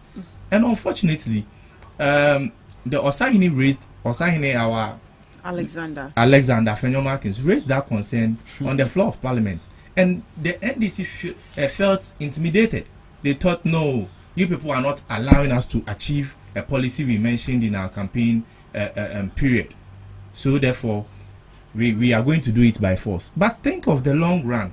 Now, the former President Akufo-Addo, as I mentioned earlier on, said, looking at how this thing has caused trauma in the country, as an Attorney General, we are going to compensate all those families together with the then President President J. Kufuor. We are going to compensate all families that were not treated fairly under this tribunal thing. Previously. Moreover, we are not going to use it as the basic means of passing justice. What we are going to do is that we are going to extend the court system. So when they were having the district tribunal, we are going to introduce the district courts. We are going to introduce the circuit courts. We are going to introduce the special courts. We are not saying that the tribunal system is bad, but looking at where Ghana is and the wounds this thing has created in the past is good, and it will be very advisable for the NDC government to take advantage of it and create more courts. When we have a court, we know that the judge sitting there is a professional. We know that whoever comes into the court has a full right to seek for lawyers, go for a fair hearing, and therefore, get a fair justice. Right. Again, let me add this. One interesting thing about the tribunal is that our brothers here are one way or the other imposing it on Ghanaians. Oh yes, they've imposed it on Ghanaians. I'll come to that. The president hasn't sent already. Yes, I'll come to that. If you are passing a bill, I'm coming. Okay, sure. I'll come to that. If you are passing a bill in Parliament and minority is not interested, at least give us some respect. We left the room, and yet they went ahead to do it. That's an indirect way of imposing something on the ordinary Ghanaian. But why did you leave the room? Because they are not hearing what we are saying. So you think the best option was to leave? They are taking advantage of the numbers they are having. But think of it. Now, their whole idea of doing it is to take away the backlog of court cases there, which is a perfect idea. I salute the president for thinking to that extent. But it could have been better if they considered the articles under this particular tribunal thing. Now, one of the sections talk about if a tribunal sits on your matter and you are not satisfied with it, take it back to court. Take it back to court. Now, if you are telling me that I set a tribunal and tribunal makes decision where I know that the people on the panel, majority of them are not legal professionals, and these people have decided, giving me some fund or sentence me, and I'm not interested or I'm not satisfied, I should take it to court, then we are rather increasing the court's burden. The problem you are solving, you are rather creating more. How are they creating more? Because this time around, if you are not satisfied with a particular judgment, you are allowed to send it to the Supreme Court, the High Court, or the Court of Appeal. As it stands now, I think it's going to be just the Court of Appeal and Supreme Court, because the regional is going to be working alongside with the High Court. Yeah. So this is it. Already we have cases at the Supreme Court, we have cases at the Court of Appeal. It's been years we've not been able to solve. We are saying that create more courts, create specialized. Some of the cases are special cases. We can group them under specialized courts. So how different is the tribunal court going to be from the specialized court you want them to create? Good. Is the tribunal court not a specialized court as well? Unfortunately, the tribunal court deals with. I wanted to answer your first question, but let me deal with this one first. Sorry, I'm bagging it. No problem. Unfortunately, the tribunal court deals with ordinary people together with a legal person. But with specialized courts, we know that the panel are full of professionals. That is where the problem lies. If they are going to allow professionals to lead the tribunal court, it's going to be a brilliant idea. But to let it be an ordinary person, then that person can be influenced by a political party. In the long run, it is not going to help us. Let's be honest to ourselves. We are rather even going to create financial loss to the states. How? Yes, because you are going to bring an ordinary person to a tribunal court. You pay the person one way or the other. But moreover, the decisions of the person is not professional. Anyone who will lose that case will take it back to court. So instead of creating more courts for them to settle the issue once and for all, you are rather creating tribunal courts that we are going to pay people for them to do a work that can be done by ordinary courts. But creating a specialized course also involves money. Yes. Just like we have the tribunal. It will be good. But specialized courts has professionals to settle case once and for all. That's where we should take it from. That's where we should see the thing from. The tribunal court will raise a lot of alarm where each and every time they sit on matters, if you are not satisfied, you take it to court again, and that is the sad thing of it. If the person is not, nobody will sit down for an ordinary Ghanaian to tell the person that you are wrong at this, and the person will be comfortable, whilst he knows that he didn't get a fair hearing. Nobody will sit down for that. So let's be honest to ourselves. In the long run, this is not going to help Ghana. Create more courts for us. No, listen. You've amended a section of the 1992. Not even with that, the law school. Now you are creating more lawyers. The system you've designed now is going to create more lawyers, of which is so perfect and nice. Why creating more courts has become a problem?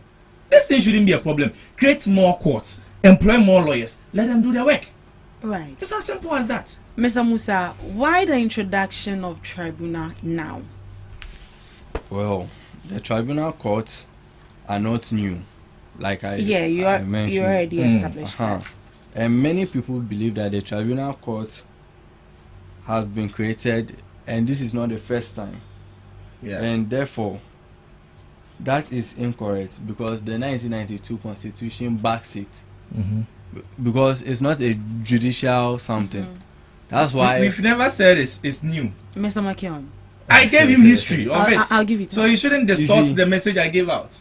No. It's not new. We know that it's not new. Exactly. And if it has been used to frustrate a lot of people in the past, we know that. The promise it has caused. He knows. So you should tell Ghanaians that. Right, Mr. McKeon. Please allow Mr. Musa. All right. Thank you. So, like I said, the tribunal court is not something new, which has been there already. So it's there just to exist or alongside or assist the Supreme Court, which you may mention, and also High Court and also Court of Appeal. So when those courts are there, it just give easy works to reduce the workload or the backloads of cases that takes long to solve. You understand? Mm-hmm. And also, I want us to look at why today's tribunals are different. The biggest mistakes opponents make is assuming the proposed tribunals are indicated to the PNDC tribunal. So you are rather mistaking the Constitution to the PNDC law. So that's why you took me back, but that's not what I'm talking about. So I am talking about... Can I make a simple proverb here? Okay. I'll be glad if you permit me to do that. Oh, feel free. You know, it's a democracy. It's something small I want to just put in, then I will allow him to continue. It's quite unfortunate that even if you heal the madman, he still have a bit of scary attitude in him to scare children. This thing they are doing, we know the PNDC, where they came from, where they've generated to become today NDC. The founders of the PNDC are the today NDC. If you are telling me that we shouldn't use what has happened in the past, indirectly, you are trying to tell me that we should overlook everything, but history can never be overlooked. I never said history. My brother, continue. I appreciate your intellect. No. I never said history should be overlooked, but here in the cases, those courts are there, and each court has each case that should be presented there. You cannot take a judiciary court to a Supreme Court. Okay. Or you cannot take, let's say, how will I say it?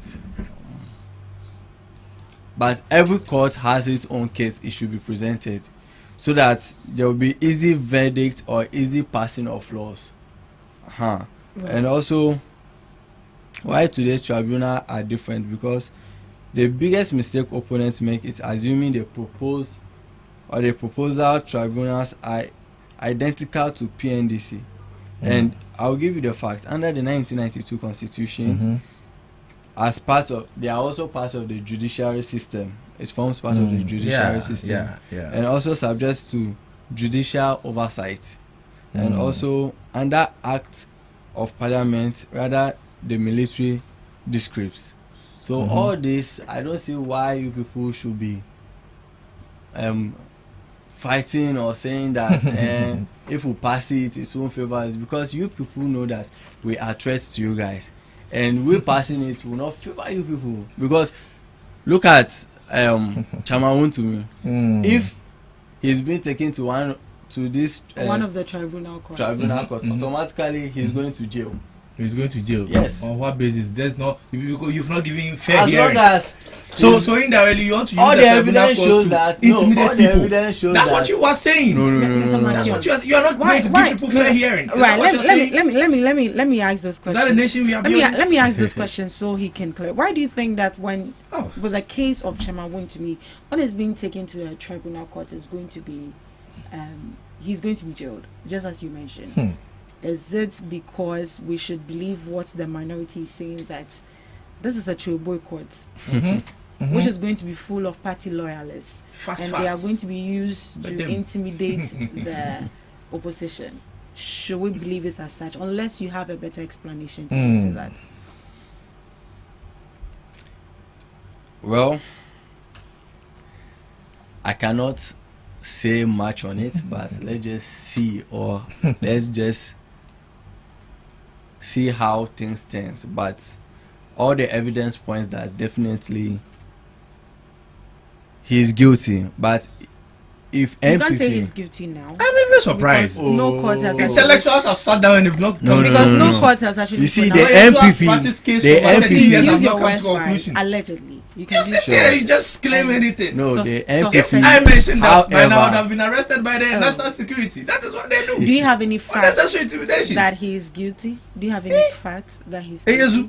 So you cannot pronounce him guilty unless a competent jurisdiction has actually done that. So can you use your words correctly? Suspected and allegedly. So you wouldn't be picked up from here. Yes, please. All right. Thank you. You know that the tribunals wouldn't be dealing with all cases. The tribunals will handle certain criminal cases alongside the High Court, including economic crimes, tax offenses, narcotic cases, custom offenses, and cases involving the loss of state funds or properties. And we have the district tribunals, which also hear selected criminal cases alongside the cyber and the circuit courts, but will not deal with serious offenses such as treason, murder, or other capital offenses. And just as we've heard from the Attorney General, this measure is to ensure fairness, transparency, judicial independence, and the protection of human rights. And the decision was made by the tribunals, can also be appealed through the court as well. Now my question is, what is actually your fear, the minority? What is actually your fear? Is your fear the past memories is bringing, or the fear that justice is going to prevail if these courts are being set up? You see, whenever Ghana makes a step ahead and the NPP see what the NDC cannot see in the future. So you are seeing what the NDC cannot see? Yes. And you think the NDC cannot see? You see, when I was talking, I said it's a brilliant idea. That's a very good idea from President Mahama. But let's look at the long run. But are we not supposed to be just opposing it with the positive and also the negative and see which one actually outweighs the other? Interestingly. So you think the negative actually outweighs the exactly? Which are? Exactly. Now I mentioned number one. It's going to create unnecessary intimidations. As at now, as we are speaking right now, imagine the number of people that have been arrested by the NDC. I mean, the past 1 year they've been in office, 1 year to 2 years now. More than 17 communicators of the New Patriotic Party. If this tribunal court is to be there, by now they are all in Sawam waiting for us. Number two. But is it always all the cases that actually lands you in jail? Some could come. You see, it will come with fun. Yeah. The bills the Yoko is passing, if it were to be a tribunal court, they will be paying cash. They will be paying, money for it. So the tribunal court indirectly is an opportunity or a platform for politicians to use to intimidate their fellow politicians. Are you saying this based on the past? Moreover, we've heard from the Attorney General. The structure they are building today still links to the past. If the structure was to be different, then we can say that what they are bringing in today is something we should second. Do you have any section that actually relates to the past? No. It's not something new. It has been there. We are saying that. We are just bringing it. Make the structure very professional. Make it so in your own words, how should we make good? It professional? So the Osahene Alexander Afenyomakens mentioned on the floor of Parliament that before he was about to leave the room, he said, if you are to bring the tribunal out, the ordinary Ghanaians that you want to add should be people who are highly educated. A minimum of even HND or diploma could be better than to pick an ordinary Ghanaian who do not even have a certificate to be part of the panel. Think of it, going to bring somebody who might even need an interpreter before understanding legal matters. This is not fair enough. This is not fair enough. In the long run, Ghanaians will suffer for it. And trust me, send a bunkum gari nifansan and federal bunkum. Today it is your turn, and you feel like you can impose to use it to do a lot of things. Continue. But when the table turns or when we change the seats, you feel it. I'm telling you. But we already felt it during your time. You were in power for 8 years. We have no that problem. You misuse your powers and we have no problem. So this is a section of the bill and which seeks to answer the two key structural upgrades that is bringing. And what does it say? And it says that the Tribunal Oversight Committee and legally qualified chairpersons specifically designed to fix the lack of oversight and legal training that ruined the 1982 military era tribunals. So that means that, just as you mentioned in your submission, that they are just going to pick an ordinary person. It's not going to be like that. But they are going to comprise of legally educated and professional people. Read that. The chair is a legal person, of which I mentioned from my earlier submission. The chair is a legal person, but it's not only one person who sits on tribunal cases. It's a panel of 3, and the 3 panel, the remaining 2 is ordinary Ghanaians. You can check. So what in your own sense? My concern is that the ordinary 2 should also be people who are having legal mind or legal understanding. They should be professional. Even if they are not lawyers, they should be people who have higher education in order to influence the decisions of the judge.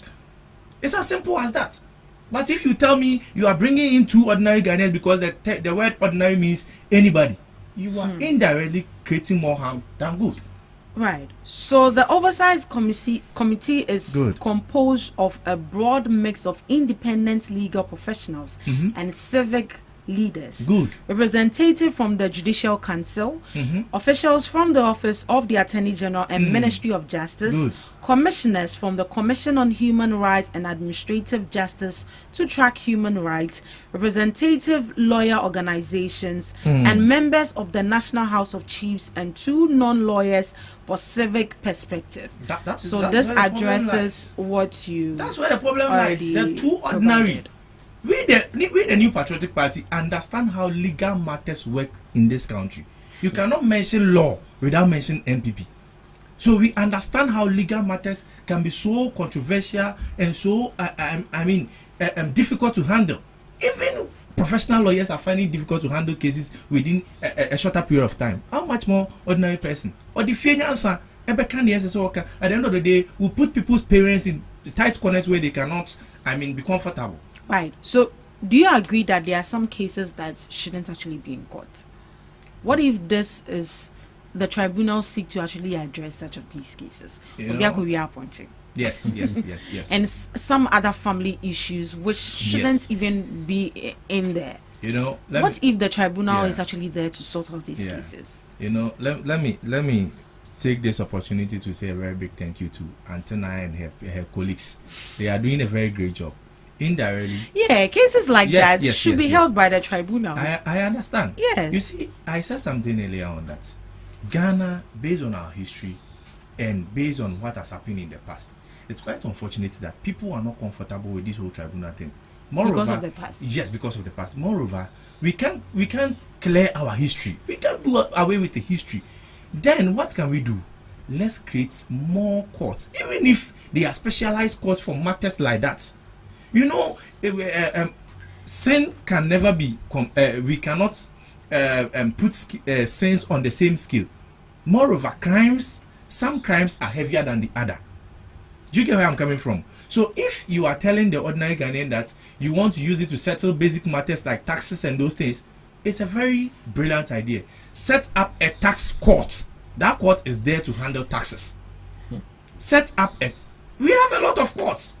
If you really want to create employment, if you really want to create a space for people to get a faster hearing, create more courts. First off, why are we having too much cases left behind? Because we have limited courts. It's quite unfortunate. I have been to court before. We've had a matter at the court before, and it's quite unfortunate that sometimes you go and the judge will not come. Why? Yes, because she has traveled. Some excuses. Who are you to challenge? Because she is in charge. That's her court. Sometimes you go, they'll tell your opponent lawyer they didn't come today. So the only worry with the tribunals has to be the two non-lawyers that will be sitting on the case. So if that is being looked at, so if that is being looked out, why not? We will sit. The negative will reduce. Will reduce. Even if the judges or the lawyers will be influenced by political parties, they are interested in their own integrity. Don't forget that every year, every tenure of office of the Chief Justice, they are being appointed by politicians, but they are able to rule cases against them. Well, that shows that lawyers are people who are interested in their integrity, and there is no doubt about that. So make the legal professionals lead that particular process. They are going to protect their integrity and give fair justice to everyone who comes on the table. Right. That is where we are coming from. Mr. Musa. Yes, please. The president is here to actually assent to this particular bill. If being assented, do you think this is going to improve justice or revive the fears of Ghanaians? Yes, it's going to prove justice, whereas excuse me. Sorry. So, according to what my brother said right now, that there should be more courts so that those cases can proceed. He's right. There are courts already which is there, but because of the delay of passing of judgments, it has made things very difficult for people to go about their activities. You understand?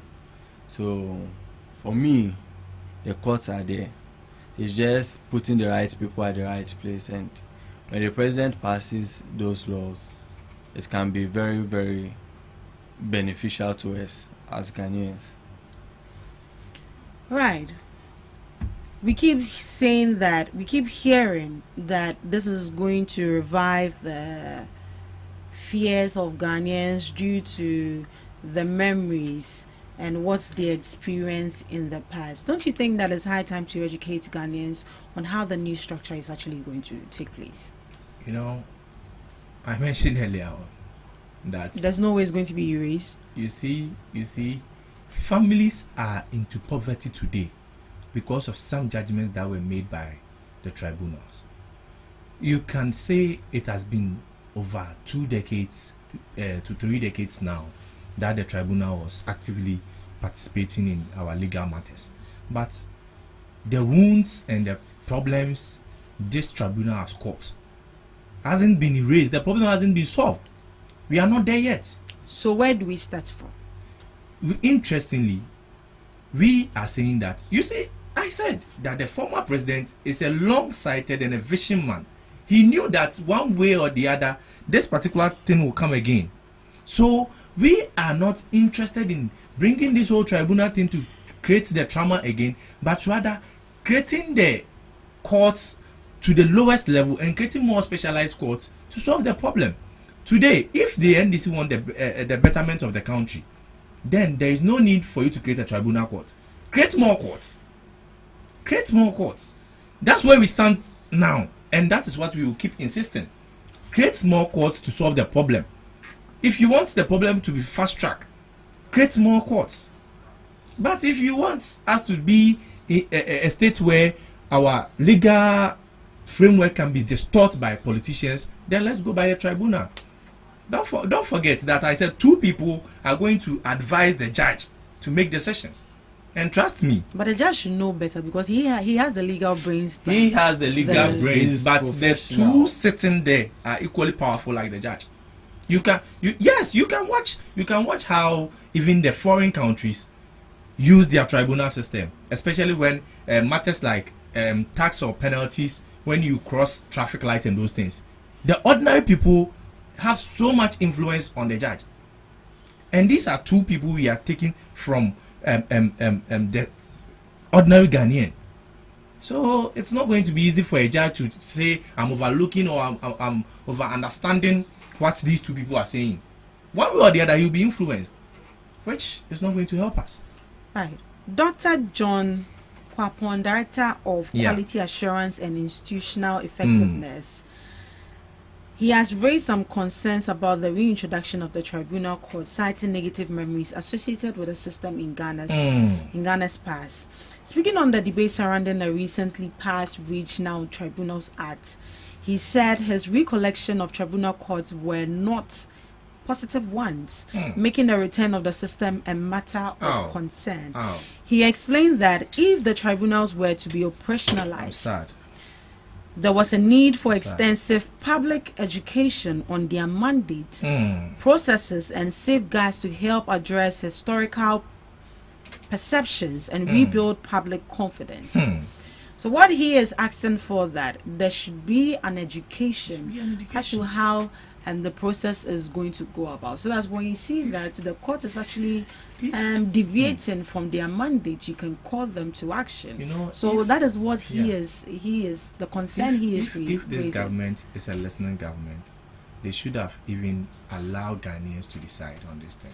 Yeah, we've heard from your flag bearer, Dr. Mahmoud Bawumia, pleading on the president not to assent to the bill, but should rather hold a stakeholder engagement with CSOs and other organizations and institutions to judge on it. Make sure that everybody buys into it before it's being assented. May I come in? Yes, please. You may ask the question about how do we educate Ghanaians on the tribunals? Should they be educated to at least let them know that this is going to be different from the one they had previously? Yes. First of all, we have to look at what consists of the tribunals, or what tribunals are. And we know that tribunals is a body, whereas our brother may mention that is the judiciary, then 2 ordinary Ghanaians, which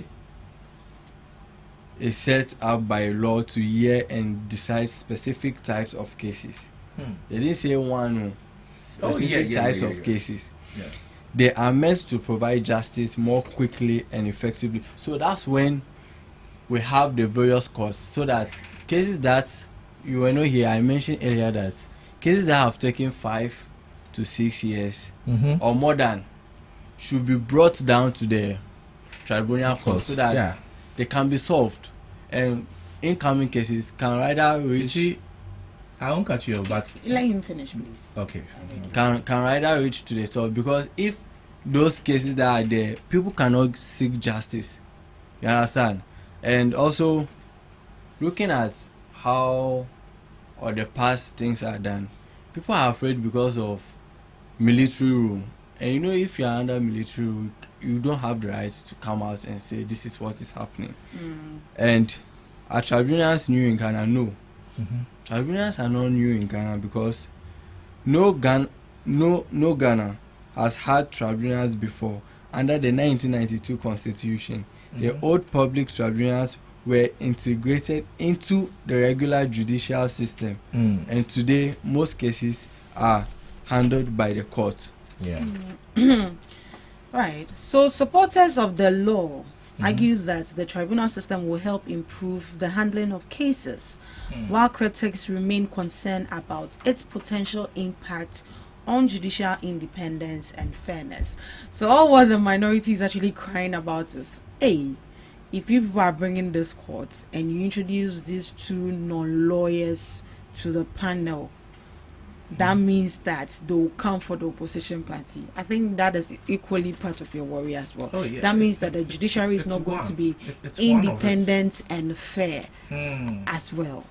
That is your worry. Yes, and it's going to work parallel with the court system. Yes. And that's something we do not second to that. Why? Yes, I'll come to that. As in working alongside with the circuit court and the high break court. some things down. They form body. Musa, don't worry, I'll give you time. Thank you. Let me break some things down here. You see, they're working with the court system indirectly.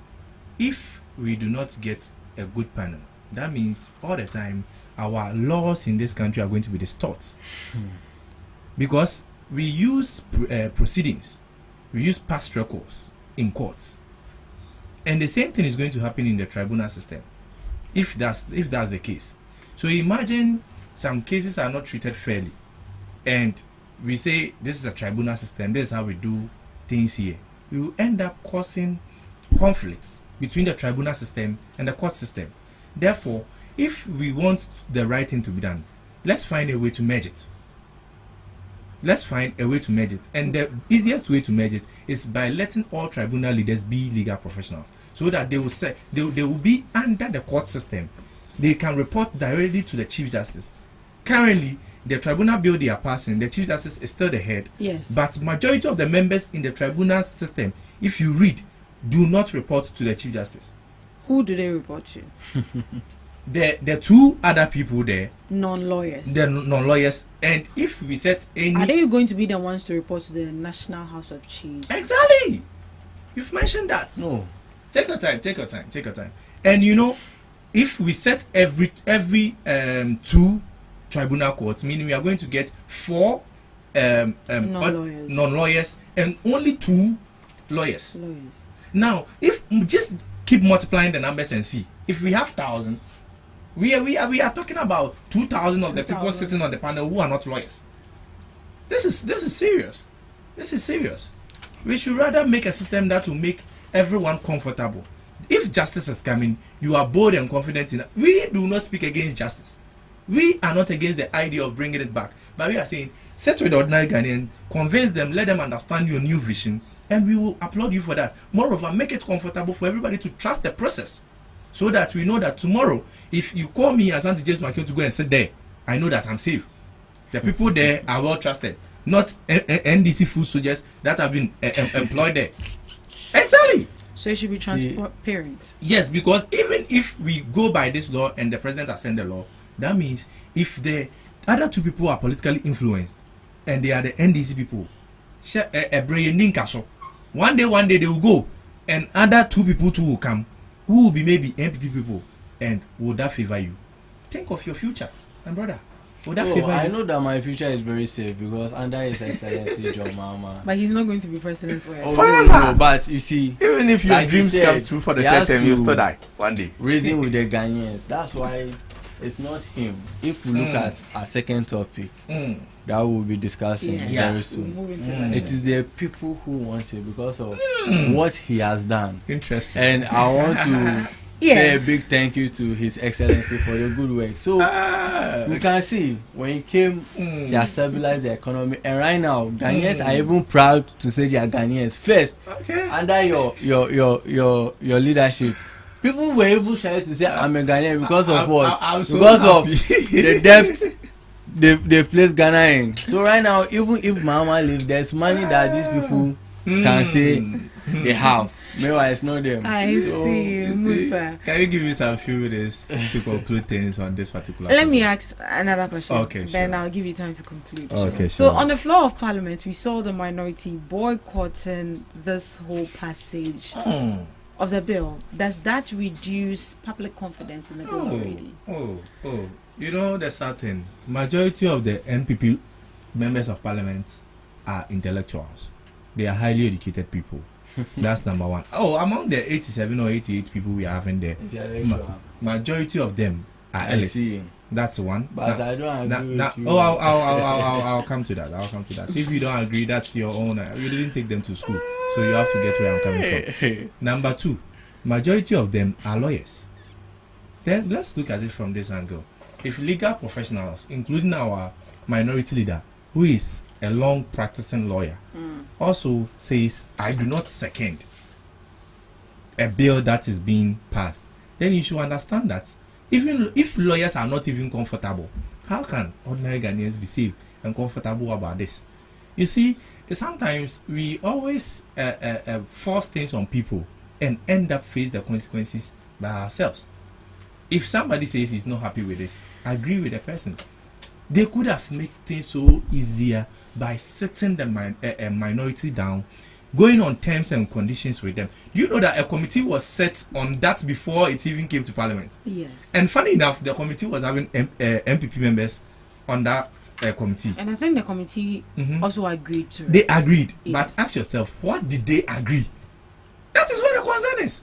Me no one share them they're not. You come to tell me something else. Has it been made public what the committee agreed on? Yeah. No, you know, it hasn't been made you know, public. indirectly, the majority who decides. Yeah. Indirectly, the committee members, what they agreed on is what the MPP is insisting. That is why on the floor of Parliament we didn't second, including the people who sat down on the committee with them. If what they passed was very fair enough, all MP members could have decided not to sit in Parliament to listen to the proceedings.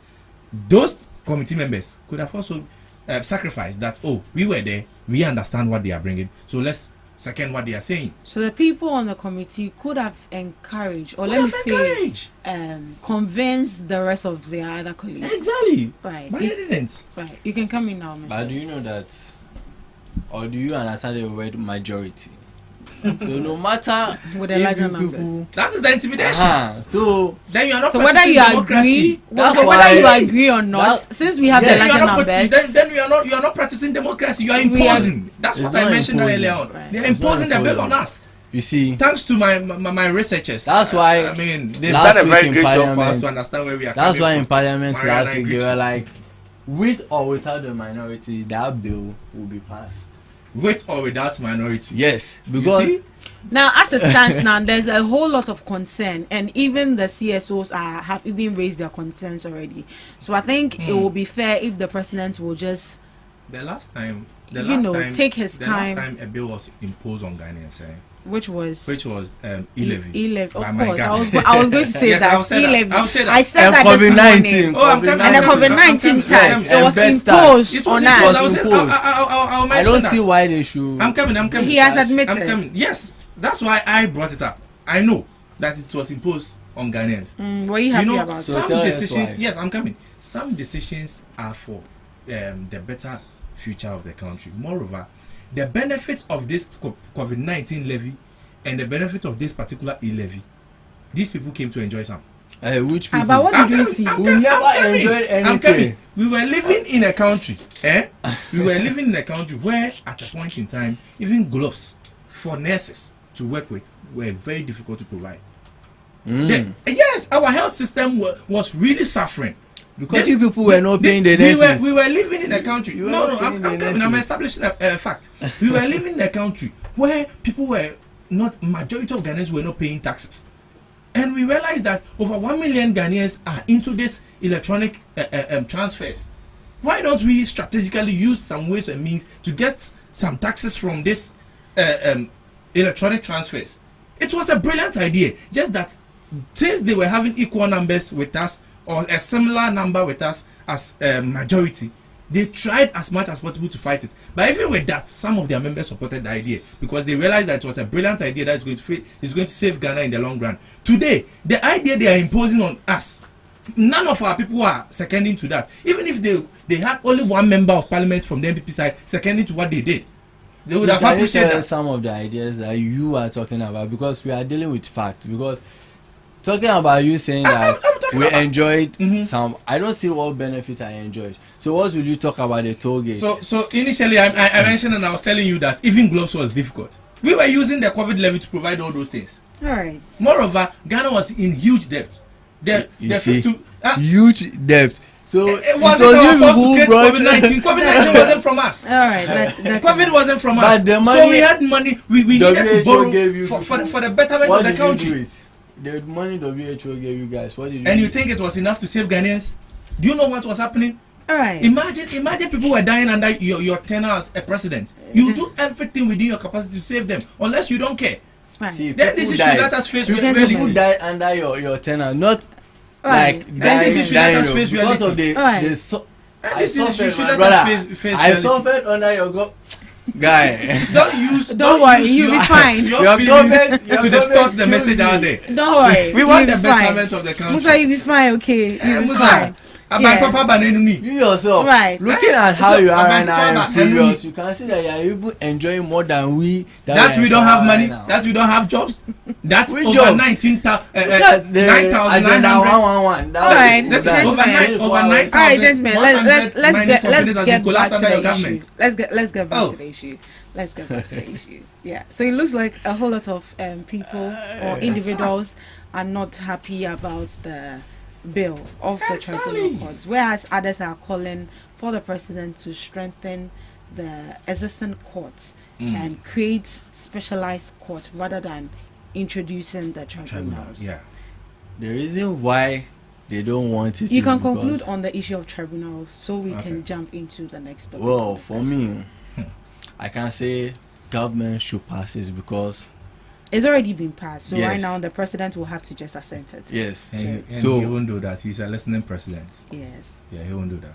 You think yes. Don't worry, let me hear from Musa. It's a campaign promise by him. He's a listening president. I really respect that man. My president is someone he talks and do. Sure. That's why I say he's with all the concerns that have been raised. And do. Of course. Because looking at the case of Chamawun to me, like I said, if he's taken to those or one of those tribunal courts, automatically he'll be jailed. So that's why you are not going to give people fair hearing. That's not fair. Listen, if you say that you are not giving fair, I think you actually made the statement, and I made you clarify. Of which they have the lawyers, they have the judges, they have the court system. Of which you mentioned that you wouldn't be able to lay more emphasis on it. So if you keep bringing it out, if you are failing to do that, then meaning it's intentional. Yeah. It's intentional. Because if you keep bringing it up, I'll be forced to allow you to explain as to why you think that if he's been sent to a tribunal, he will be jailed. That means that the notion that people have that you are going to use this to prosecute opponents is true. It's very true. No, we are not lying. So okay, what's your last words on this matter?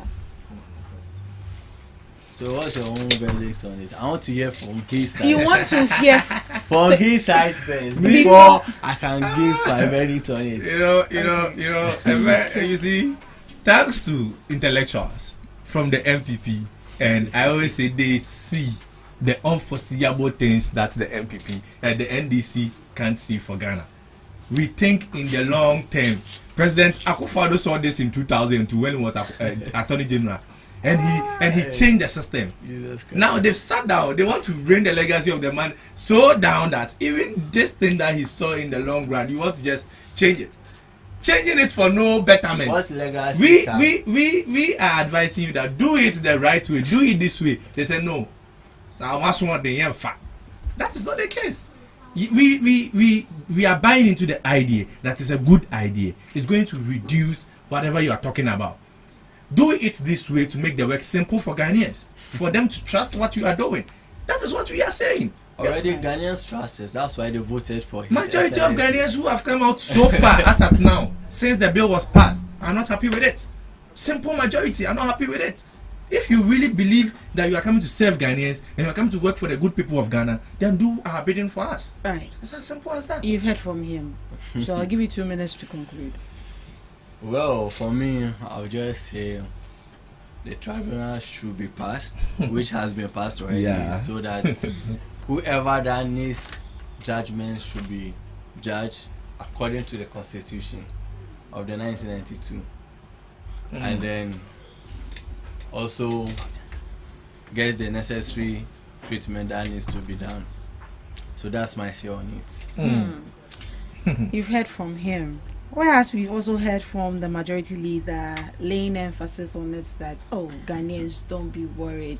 It's actually going to be different from the previous one that we experienced. So please. Whereas we've heard from the former vice presidents, we've heard from the minority, the concerns they raise.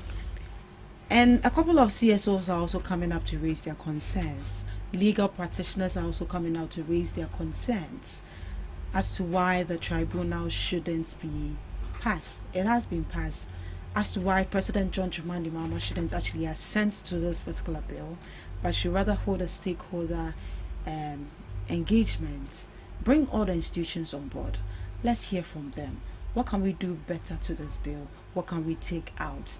Then we can actually come to one result or one objective. Then we can assent to the bill. But as we are seeing majority of the people and just the majority in parliament actually agreeing to this bill, and majority of the people outside, which is the public and other institutions and stakeholders objecting to this. Why should the president still go ahead with this? So you can share with us your thoughts in the comment section. Do you think that with all the Buhara going on with this particular bill, should the president assent to it or not? At this juncture, we are getting into our second topic for discussion, and this time around has to do with the third term agenda. Would you be happy to see a president going for a third term? Musa, someone said that, I don't want to say it, but I'm forced to say it. Someone said that, imagine having another Danko Kufado as the president for the third time. Let's go. I want to ask him, during the time of His Excellency Nanado, did Donald Trump ever know a country called Ghana? Or did the world know that there was a country called Ghana? Okay. I want to ask that question to my brother here. I'll answer. Continue. Because when you mention Ghana, excuse me for my words, excuse me viewers, they'll be like, Ghana is a shithole country. Oh yeah, but that was what he said. When His Excellency John Dramani Mahama came into power, the only man that right now we can enjoy whatever we are enjoying as Ghanaians came. He has put Ghana on the globe. Whereas even the AU want to make him chairman come 2027.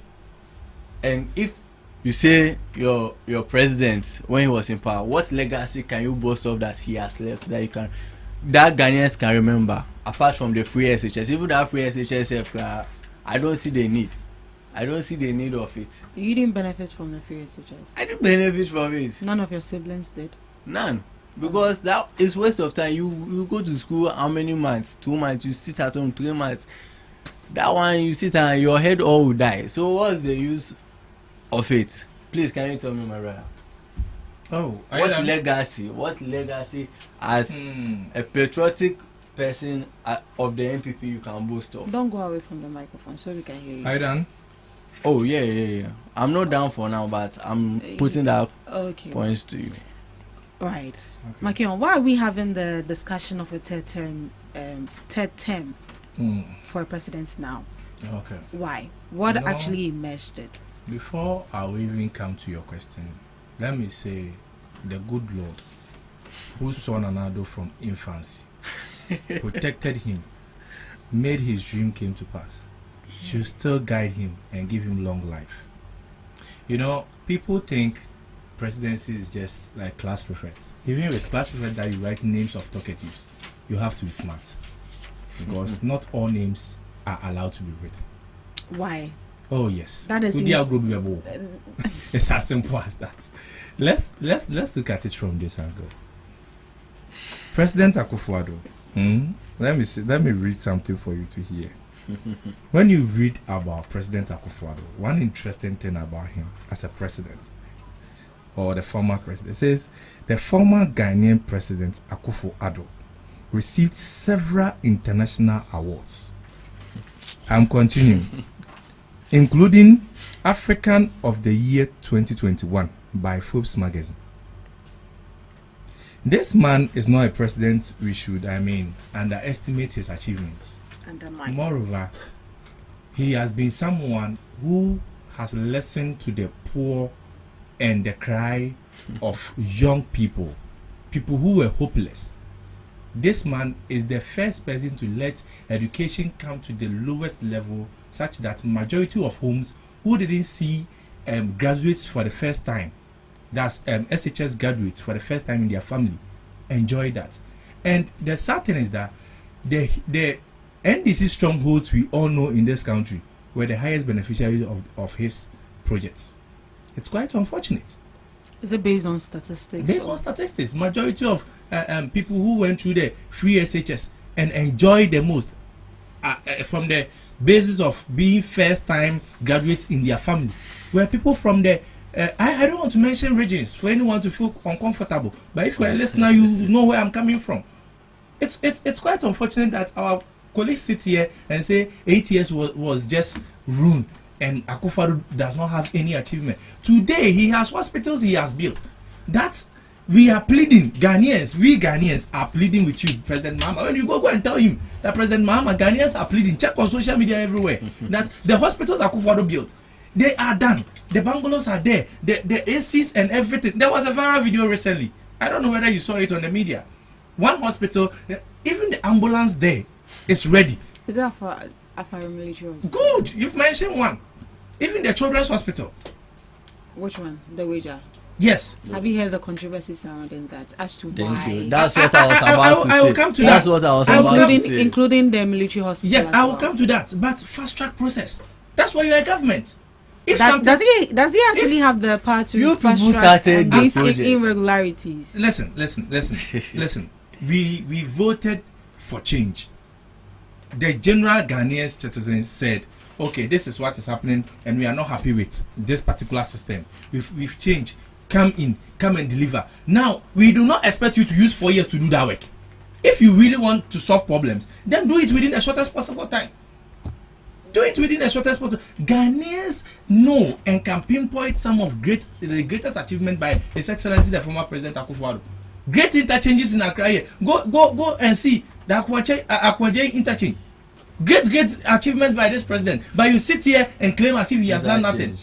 Of course, he has not. My good friend, go and see how Pokwasi is looking beautiful today. It's quite unfortunate that the NDC talk as if they are not living in Ghana with us. Or when he was president, you were living in a different country.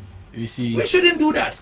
You see, the achievement of a man should not be undermined when he's no more in power. Moreover, the third term of President Mahama isn't something we should be afraid of. Why? Yes, people are afraid because it's very simple. The reason being, we have a constitution in this country. That constitution that made him came to power is the constitution we are going to base on to let him go home peacefully. Moreover, he's not somebody who is interested in even going for a third term, because as at now, under the Fourth Republic, he's the longest serving president. He served 2 years from Atamil's regime. 2012. He has served 4 years from 2016 government. Now he is serving another 4 years, making 10 years. Oh, Bibi Papa Magana 1 year. This period, why be? People have come, they've done their best. President Kufuor served 8 years. Even when democracy was introduced in 1992, President Rawlings, who served over 19 years, came back and served just 8 years. He understood the system and he served 8 years because there is something called the supremacy of the constitution. Who are those calling for the third term? Can I come in? Because I'm not. Let me answer him because I know because you see who are those calling for the third? Is the president himself calling for a third term? Oh no, he's not interested. He's tired of the work. I love when you said he's not interested. He will finish and go and exactly because he has to go and AU is already giving you a proposal. The proposal on Musa, let me hear from Mr. Santi. When you do that, you are trying to tell Ghanaians that when presidents leave Ghana, they don't get better offers. I'm telling you that even Baumia is currently having a bigger offer than being president of Ghana. Right. Go and check his power. Let's proceed. No. One of the because he wants to serve Ghanaians. That is it. All He right. can't use the knowledge only on international platform. He has to come and save home. Right. Akufo-Addo is also please having answer the Yeah. question. So who are those? Now, let me come to that. I Let me love that. come I to love that. that. Let me come to that. Let's go on the street of Accra, back to the street of Kumasi, all the way to the street of Tamale. Let's pass the eastern region and the western region and ask the ordinary Ghanaian if the person is interested seeing Mahama for the third time. That's where you understand where we are coming from. But we've It is something that has been orchestrated by the NDC because they do not have the men.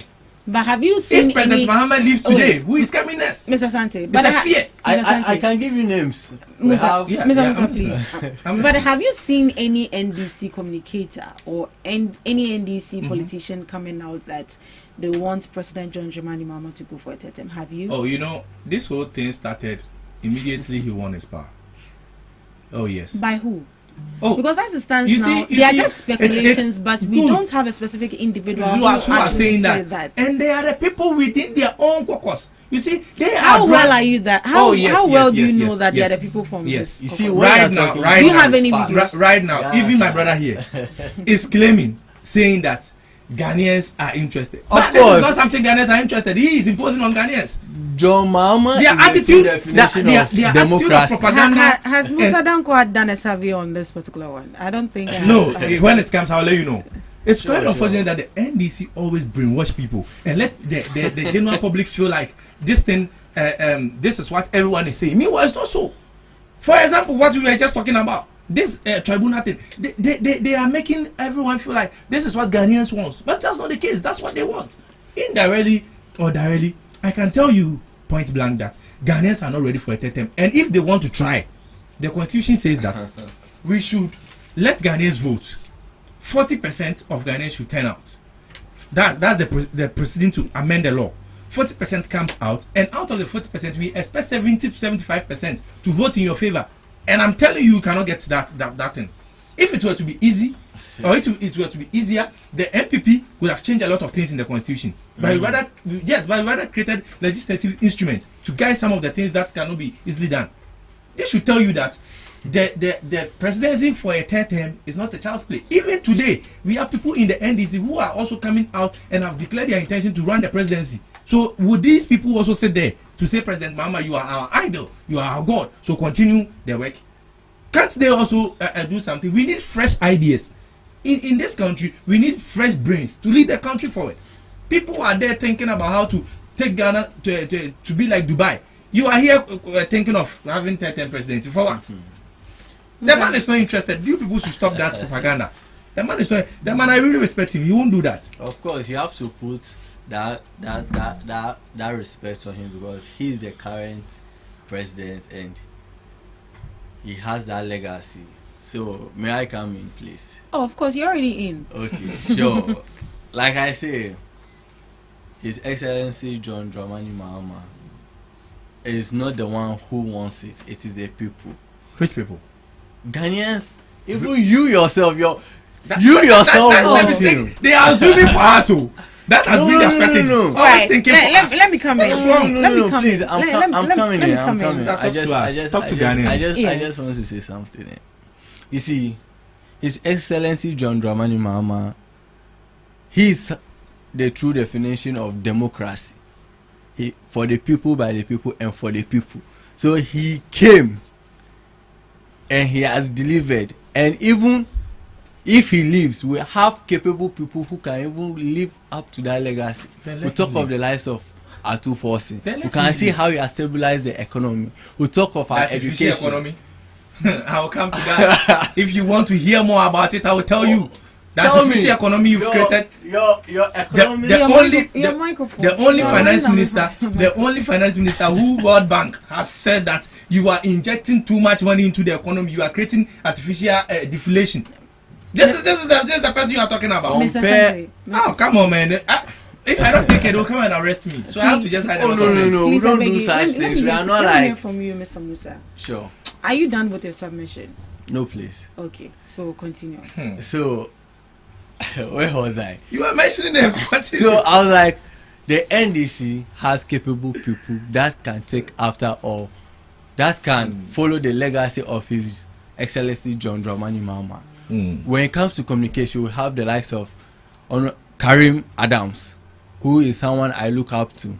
We have the likes of Mrs. Enam Gifty Bedevi, incoming deputy communication. We have a leader. So when the MPP hear names like that, then they are shaking. More of to talk of Let's even move us. Sami Jemfi. We see what he has done. Right now, the contract he has signed with the Gold Board and the money he has brought. During your time, what did you people do? You did nothing. Right. You did nothing. I think at this juncture, what we should be prioritizing as a Ghanaian should be on something else, but not Tetem.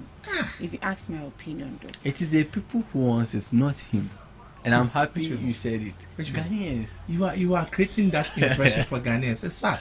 If right now we should go and do survey, and you fail drastically. All right. Do you think that introducing the third term for presidency is actually going to increase political stability or full political tension? Pardon? Come again. I didn't get the question. I'm with Mr. Makian, so don't worry. I'll come to that. I will say that third term for presidency could have been a great idea. You think it would have been a great idea? Why do you think it would have been I'm not done. I'm not done. But looking at our style of politics in this country, where we fail to continue legacies of previous governments, if we are to have a third term presidency, the truth is, if Mahama is going for a third term and will be able to do whatever he has promised Ghanaians over the 201 promises, and will be able to do what the previous government couldn't complete, that will be a very great achievement on his side. Let's look at what President Kufuor did that he couldn't finish. The affordable houses that were left behind. President Mills came. He was making some effort. Unfortunately, what happened. Yeah, life happened. And what Mahama came to do, he overlooked all those legacies. Even the e-blocks that Akufo-Addo completed for him. Some of the e-blocks Akufo-Addo, yes, you can do your research and find out.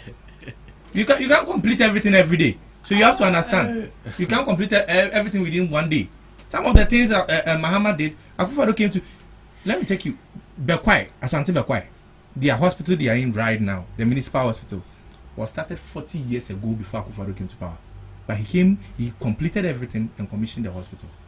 So if the NDC had good intention about continuing the legacies of previous governments, that could have been something better. But they do not have. So if we give them third term, Asembeba. So I'm pleading with Ghanaians. This shouldn't be something we should impose on anyone. Like today they are imposing a bill on us that they've even passed. They've imposed. We shouldn't be deceived that they will do it. President Mahama has served for the longest period of time. If he wants something good for Ghana, or if he has some good plans for Ghana, he should deliver. He still have time. Right, so rather on extending presidential term limits for it's not advisable. What should we rather focus on? What should be our priority right now as a country? So as a country, our interest should be built upon what you come and meet. That should be where we should focus on. Do you think that a law should actually be slated? Oh yes. That when you come in an example could be the Agenda 111. Exactly. All these projects it is by law that you continue because it's public funds, it's taxpayers' money. Is that actually going to work? Because in their manifestos too, these presidential candidates also campaign and give a whole lot of promises to Ghanaians as to what they are going to do when they come to power. So how is that going to work if they have to continue? Yeah, majority of politicians, I won't speak for the NDC or against the NDC alone on this particular matter. We make promises in the long term. We make promises that we know that within a space of 4 years, we might not be able to achieve. When you look at, majority of politicians. So this one, I'm not speaking against your party, and I'm not speaking against my party, but I'm speaking. You have been objective. Yes. You know, if we are to consider third term And even we are to put that term aside and say we are going by complete what you came to meet. Trust me, all politicians will center their manifestos around what the current government is doing. So it should be like, oh, when I come, I'm going to complete the building of. This is the long-term vision of Ghana, and I'm going to guide it. This is what we want to do. You know, Dubai was designed within a space of 20 years, though they are having a monarchy system and other stuff. But in a space of 20 years, whether you are a minister, whether you are whatever, we are all going in that direction. To the point that even if you die in the process, whoever takes in charge or whoever comes in, continue from there. If Ghana is having such a system, or we are having such a law, NDC and MPP can be a very good benefit to the people of Ghana. Moreover, nobody will make promises that the person cannot achieve. When you start something, you complete automatically, because you will be thinking about a short term. Okay, when I come, instead of saying I'll build women bank around everywhere, or instead of saying I'll build 1F around everywhere, I am going to do it maybe within the first 16 regions. You limit yourself to what you can do within the shortest possible time, and that's going to develop the country within the short space. Musa, you see, this is one problem I have with like African leaders as well. Whereas someone will start something, and when the other leader, I'm not talking based on MPP or yes. It is a general thing that is affecting Africa as a whole. Leaders. Yeah, because they have that mentality, whereas that if I come and continue this project, the glory will be taken to the other person. Yes, of course.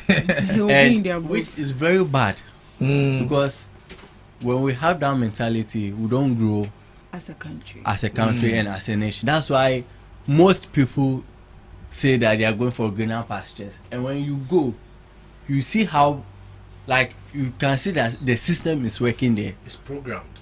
Yes, it's programmed, but over here, because of partisan and all those things. Meanwhile, if we all come, it will benefit we all as Ghanaians, or it will benefit we all as. That's what Kwame Nkrumah wanted to do, to unite Africa together. But because of the selfish mentality we have, we couldn't achieve it. And now you say the term limit should even be taken off. Obana.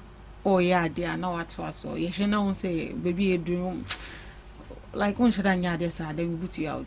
Should the term limit? No. It shouldn't be like that will not help at all. Trust me. Then campaigns will be done every day. I'm telling you, because like how they are doing campaign already. Oh, we have always on tertiary. We have to criticize you for you to do the right thing. We have to give you wisdom to guide your works. That is what we are supposed to do. I want to take you back. The NPP is good at that. I want to take you back. To have the certain government think. For accountability. We are helping you guys. We are not harming you. You have to appreciate us and put us on payroll. We are doing a very great job for you guys. The toilets province, the people of Abokobi. What? Then the one factory, one district, one factory, one down. How far with it?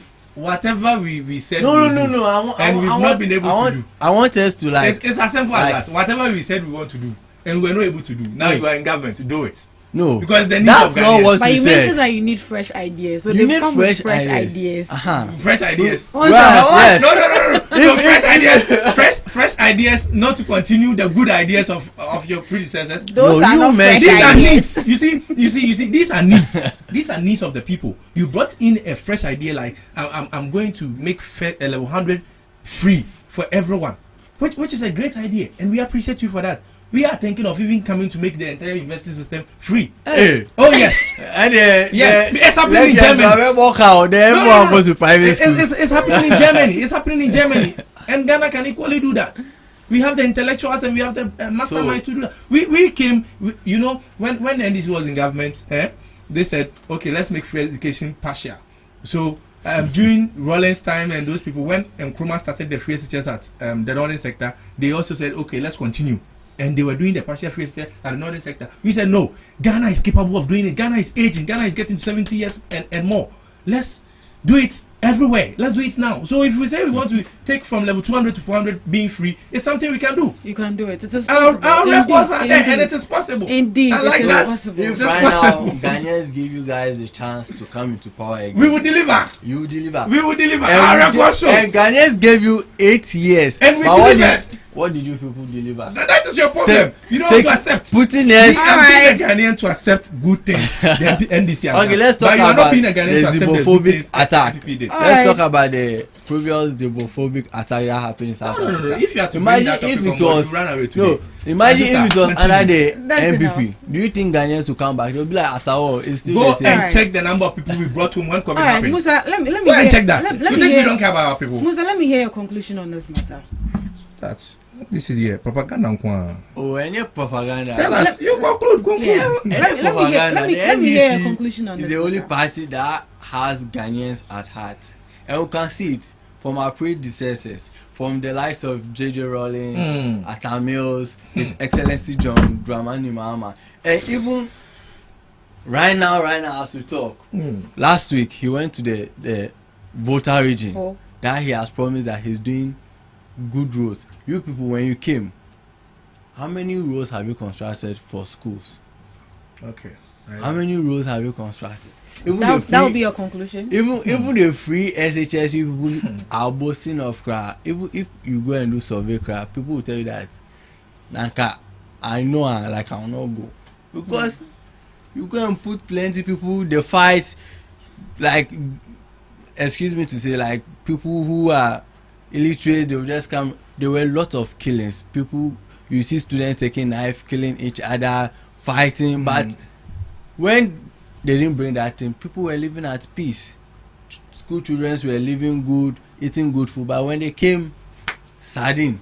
So and you tell me that that's what you can boast of? No, I'm telling you, my brother. Right now, Ghanaians are proud because His Excellency John Dramani Mahama has made Ghana who Ghana is, and I know that come 2028 we are going to win market, and it's Atu Forcing who is coming. Hey, Eyezu. I'm hearing it from you. Eyezu, Atu Forcing. Right. I'll come back to this, Mr. Sante.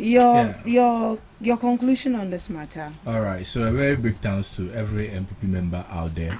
I want them to understand that we are not out of the country. We are still here with them. Even if they arrest all of us, if they arrest us for the sake of the betterment of Mother Ghana. And the intimidations and imposing unnecessary laws on Ghanaians will not change anything. At the end of the day, we want a better country for us all. Now, my brother has mentioned quite a number of things that I don't want to rebut. If I'm to come in, maybe it might not end up well. Because I don't want to embarrass him to the highest level. It's quite unfortunate. The third term presidency, President Mahama, or people are claiming for President Mahama. I want to let everyone understand that President Mahama is someone who has a very high integrity and a very respectable person to protect his integrity. He is not going to accept that for a fact. We, the opposition party, understand democracy. That's why even as at the time the EC was not able to declare or was not ready to declare the 2024 elections, our Frab Bewa came out to say that this is the results and this is what I had. We understand democracy from a different angle. Moreover, the president knows clearly that his tenure of office is, due, and he's done with his work. Now, to even talk about our previous topic where we were mentioning the tribunal. Sorry, we were mentioning the tribunal system. I want every Ghanaian to understand that the tribunal system can come, but if we do not participate, it will never hold. It will never hold. So we should just get our fingers crossed and hope that Dr. Mahmoud Bawumia will come to be our president next coming elections. Thank you so much. Thank you. It is possible. Oh yes, it is possible. Thank you so much. If we all don't get involved, there's no way it's going to happen. Oh yeah. Neither will it work well. Thank you so much for joining us on the GhanaTalks Breakfast Show. We had such an incredible time right here in the studios. Thank you to our lovely listeners and also viewers for joining us right here on the show. We'll come your way same time tomorrow. Do have a lovely day. And I want to say a special thanks to everyone who is watching us here, and also to GhanaTalks Radio for giving us this opportunity to share our views. even though we are young politicians coming up, it's good that sometimes such platforms are being given to us to also share our thoughts. And even though we might support different parties, but we are not enemies. We are all Ghanaians. Ghanaians should be united, right? You see. All right. And I also want to say a big shout out to Mrs. Gifty and Agbedevi, and I wish her success in the upcoming regional elections, and also to my godmother. She's the elected Wukom for UCC, Irabina. So I want to congratulate her as well. All right. Thank you so much, Musa. Thank you for joining us. Have a lovely day.